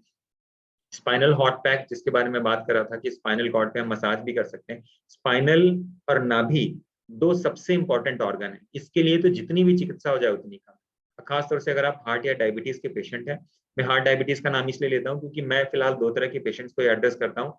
बाकी चीजें भी की जा सकती हैं, क्योंकि प्राकृतिक चिकित्सा हर रोग के लिए, किसी भी तरह का रोग हो, लेकिन प्राकृतिक चिकित्सा हर चीज के लिए, प्राकृतिक चिकित्सा के लिए कोई रोग अलग अलग नहीं होता, राइट। इसके अलावा जीरो वोल्टेज थेरेपी है। जीरो वोल्टेज थेरेपी जैसे मैंने आपको बताया था कि हम लोग जाते हैं, पीपल के पेड़ को पानी देते हैं या केले के पेड़ को पानी देते हैं, तो बेस्ट ये कि अगर आपको पानी नहीं दे सकते तो आप चप्पल उतार करके कम से कम थोड़ी देर तक चलें। इसके अलावा जीरो वोल्टेज थेरेपी में आजकल कुछ ऐसे मैट्रेस आते हैं जिसको कि हम ग्राउंडेड कर देते हैं, और हम थोड़ा सा शरीर में से कपड़े कम पहन करके नीचे हाफ पैंट पहन लिया, या शरीर का हमारे कोई हिस्सा खुला हुआ हो, ताकि हमारा कोई ना कोई बॉडी का ऑर्गन उन वायर्स को टच करे। और अगर वो ग्राउंडेड वायर होगा तो क्या होगा, रात को जब हम सोएंगे ना, जो हमारी गहरी जो डीप स्लीप स्टेट होती है, जिसमें हमारी बॉडी अपने आप को सबसे अच्छे से रिपेयर करती है, उस टाइम पे आप देखेंगे जब हमारी पूरी बॉडी एकदम जीरो वोल्ट पे आ जाएगी। क्योंकि आज हम जिस एनवायरनमेंट में रहते हैं वहाँ पे पॉल्यूशन भी है, चारों तरफ इलेक्ट्रोमैग्नेटिक रेज है, घर में हमारे जो घर में जो हम ये गीगाहर्ट्ज फ्रिक्वेंसी यूज करते हैं, तो रिमोट कंट्रोल है, वाईफाई है, मोबाइल फोन है, ये सारी की सारी फ्रिक्वेंसी से हम गिरे हैं, तो हमारे बॉडी का जो आइडियल टेम्परेचर है वो कभी जीरो हो ही नहीं पाता। तो अगर हम नंगे पैर चलना तो चलो अच्छी बात है, लेकिन अगर आप ऐसे बिस्तर पे लेटते भी हैं तो आपको इतनी अच्छी नींद आती है। और शायद आपको पुराना सेशन याद होगा जब मैंने बताया था, जो हमारी रूटीन वाली चीज थी, जितना अच्छा आप सोते हैं उतना अच्छा आप अपनी बीमारी को ठीक करते हैं, राइट। तो ये zero voltage forest therapy. Forest therapy देखिए, ये मेरे दिमाग में एक कॉन्सेप्ट आया था क्योंकि भोपाल में एक डॉक्टर है, डॉक्टर विपिन त्रिपाठी नाम है उनका, तो वो एक मॉड्यूल चलाते हैं जिसका नाम है फॉरेस्ट मॉड्यूल। 15 दिन के लिए लोगों को जंगल में रखते हैं, उसकी फीस होती है, वो लेते हैं, लेकिन वो आप अरेंजमेंट करते हैं। लेकिन उसके जो रिजल्ट्स मैंने देखे, दैट वाज अमेजिंग। तो देखिए, मेरा एडवाइस है कि अगर आप ऐसी किसी एनवायरनमेंट में रह सकते हैं जहाँ की, जैसे आपका अगर गाँव है या आपके किसी फ्रेंड फैमिली रिलेटिव किसी का भी गाँव है, आप जैसे छुट्टी लेकर के बाहर घूमने के लिए जाते हैं, तो आप जाइए वहाँ पे, एकदम नंगे पैर रहिए, पेड़ों के बीच में रहिए, गाँव में रहिए, नंगे पैर चलिए। और जो चीजें रहना है, आपको सोना है तो आप जमीन पे सोइए, मिट्टी पे सोइए। हम लोग जब छोटे छोटे थे गाँव में क्या होता था, गर्मी में कच्चा घर होता था तो हम लोग मिट्टी पे सो जाते थे। अब आज मुझे ये पता चलता है कि वो सब चीजें कितनी प्रभावशाली उपचार पद्धति का हिस्सा थी। तब किसी को कोई क्रॉनिक इलनेस नहीं होती थी, तब कभी सुनने में नहीं आता था किसी को हार्ट अटैक हो गया, डायबिटीज, कभी सुनने में आया किसी का बाईपास वगैरह, तो बड़ा लगता था अरे बाप रे, पता नहीं दुनिया में किस आदमी के साथ हो रहा होगा, was looking to be very rare. लेकिन हम चूंकि सभी लोग आसपास रहते थे, सभी लोग ऐसे रहते थे, कभी सुनने को नहीं आता था कि कोई आदमी किसी क्रॉनिक डिजीज से किसी की डेथ हो गई। लेकिन आज के टाइम पे तो कोई ऐसा इंसान बचता ही नहीं जो क्रॉनिक डिजीज के अलावा किसी तरीके से कोई ठीक रहता हो। देखिए, छोटा सा मॉड्यूल है, आप जंगल चले जाइए, जैसे मेरे गांव में हमारा फार्म हाउस बना हुआ है, इट्स लाइक अ फॉरेस्ट। मुझे किसी चीज की जरूरत ही नहीं है, बस वहां जाओ, मुझे अपने आप को सबमिट कर देना, वहां पानी लो, वहां मतलब हर चीज जो अभी हम घर के अंदर यूज कर रहे हैं हम बाहर जाके यूज करें। जैसे कि डॉक्टर बिपिन त्रिपाठी नदी के किनारे कहीं वो अपना तंबू लगा लिया, कैंप लगा लिया, इसके बाद नदी का पानी यूज कर रहे हैं पीने के लिए, जंगल में जा रहे हैं फ्रेश होने के लिए, राइट, और वहीं पे खाना पका के खा रहे हैं, राइट। तो नॉर्मल अगर हम इस तरह से अपने आप को एक्सपोज करते हैं तो प्रकृति की कॉस्मिक एनर्जी के साथ हम खुद ब खुद जुड़ जाते हैं। इसका काम ही है हमारी हर एक बीमारी को ठीक करना। कुछ चीजें मैंने आपको माइक्रोबायोम थेरेपी, जिसके बारे में पहले भी काफी डिस्कस कर चुका हूँ, कि फॉरेस्ट में भी हम जाएंगे तो क्या होगा, हमारे वो सारे माइक्रोबायोम्स हमारे शरीर में आएंगे। रेत स्थान से क्या होगा, माइक्रोबायोम आएंगे। मिट्टी स्नान से क्या होगा, वो सारे माइक्रोबायोम्स आएंगे, राइट। तो हम ये जो आज के डेट में जो एडवांसमेंट है, टेक्नोलॉजी है ना, हम इसकी कीमत चुकाते हैं। ये सारी बीमारियां उस टेक्नोलॉजी, उस कहते हैं ना कि वो कंफर्ट, वो एक विलासिता की हम कीमत चुका रहे हैं कि हमने जिस चीज से हम बने हैं हम उसी को छोड़ करके बाहर आ गए।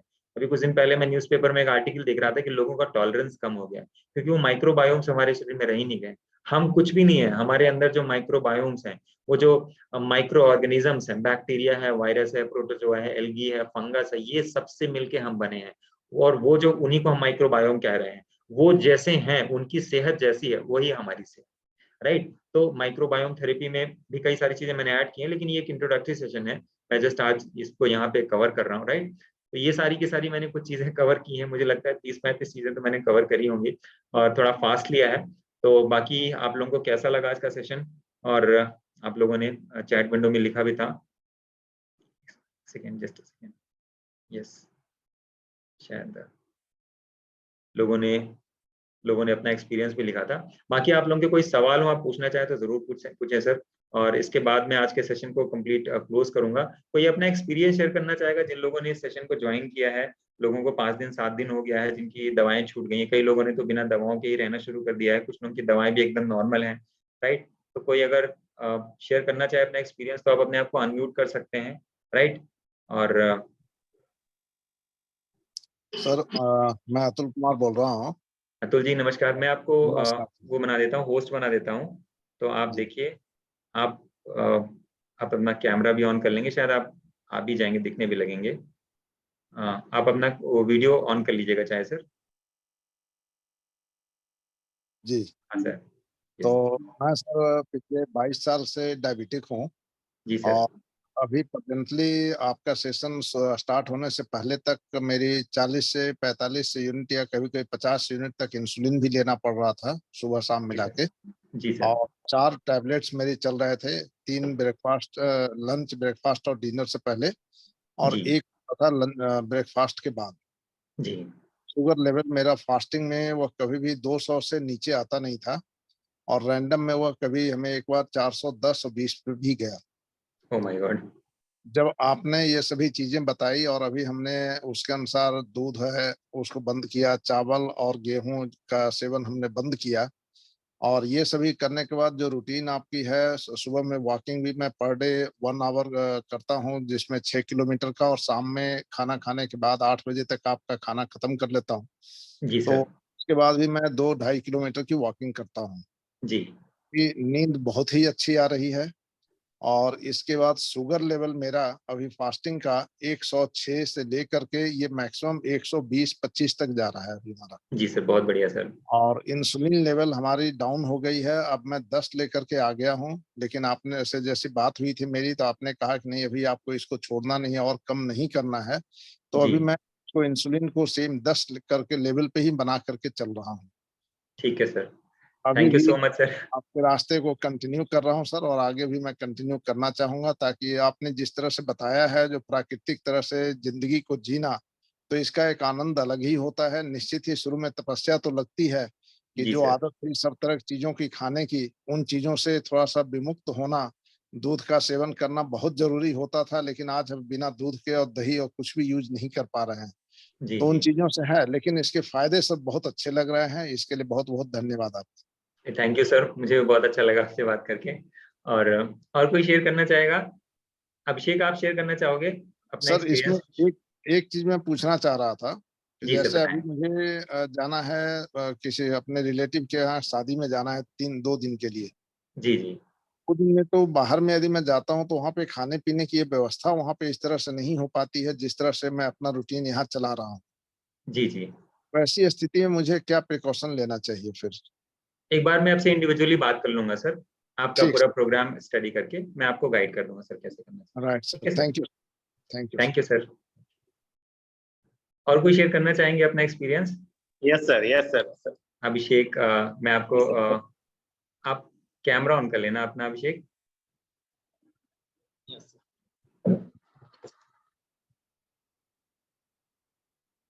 वीडियो कैमरा आप अपना ऑन कर लेना। सर। ओके, हेलो अभिषेक।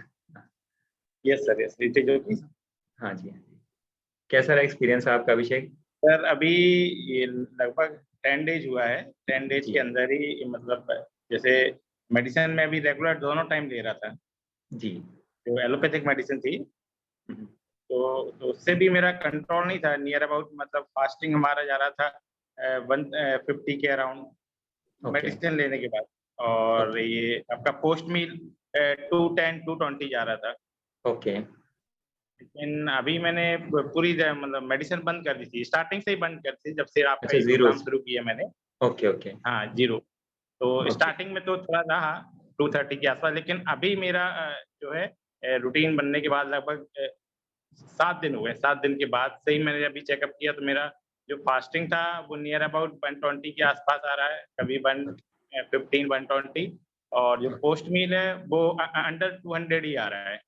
अच्छा, मतलब दोनों बराबर है। ओके, हाँ, मतलब बहुत, तो अभी ये बहुत मतलब विदाउट मेडिसिन मेरा कंट्रोल में है। बहुत बहुत बढ़िया। थैंक यू सो मच अभिषेक, आपके लिए क्लैप, जीरो मेडिसिन पे आप हो। Yes. ग्रेट। तो और कोई शेयर करना चाहेगा अपना एक्सपीरियंस? और एनीवेज, तो आज के प्रोग्राम को आज के प्रोग्राम ज्वाइन के लिए मैं एक बार अपना कर लेता हूँ। यस सर इसमें एक रिक्वेस्ट था, ये आपकी वीडियो लास्ट में वाले भी आपने बोला था मैं कहीं मैं पोस्ट करूंगा, लेकिन वीडियो हुआ नहीं था। ये वीडियो यदि आपको मुझे मिल जाए तो इसको फर्दर कोई भी चीजें छूट जाती हो या कहीं कुछ क्वेरी हो तो हम लोग उसको क्लियर कर सकते हैं सुन करके। ऐसा हो सकता है क्या, कहीं पे शेयर करें या कहीं यूट्यूब वगैरह पे किसी तरह हम लोग इसको कर सुन सकते हो? सर, ये वीडियो मैं आप लोगों को शेयर कर दूंगा सर, यूट्यूब पे अपलोड करके ना, कल शाम तक सबको रिकॉर्डिंग्स मिल जाएंगी सर। Thank you sir. चलिए, थैंक यू सो मच। और बाकी लोगों से मैं इंडिविजुअली फिर बात करूंगा। और क्योंकि बहुत लोगों ने प्रोग्राम नहीं ज्वाइन किया है, आज के प्रोग्राम में 12 लोग ही हैं, तो मुझे पता है कि बहुत लोगों ने ज्वाइन नहीं किया है, बट आज का प्रोग्राम ज्वाइन करने के लिए बहुत बहुत धन्यवाद। और प्लीज आप लोग अपना फीडबैक जरूर शेयर कीजिएगा। मैं अपना जो हमारा यहाँ पे गूगल अकाउंट है उसका लिंक शेयर कर दूंगा। जो भी आपका 7 दिन का एक्सपीरियंस रहा, प्लीज शेयर जरूर कीजिएगा, वो मेरे लिए बहुत बड़ा एसेट है, उससे मुझे काफी हेल्प भी मिलती है। और मैंने अपनी तरफ से कोशिश की, और नॉर्मली पहले हम 1 महीने में 2-2 3-3 बैच चलाते थे, अब 1 महीने में 1 बैच चलाते हैं, क्योंकि मुझे पता है कि लोग पहले उसको अच्छे से कर लें, तब लोग देख पाएंगे कि उनको कितना फायदा है। कुछ लोग ऐसे हैं जिनका अच्छे से इम्प्लीमेंट नहीं हो पाया, बाकी मैं इंडिविजुअली बात करूंगा तो लोगों की प्रॉब्लम को हम एड्रेस करेंगे। Thank you so much for joining this programme, और आगे हम फोन पे बात करेंगे। और आज के लिए आप लोग जुड़े रहिए आगे के कार्यक्रम के लिए भी। Thank you so much, good night. Okay, good night sir.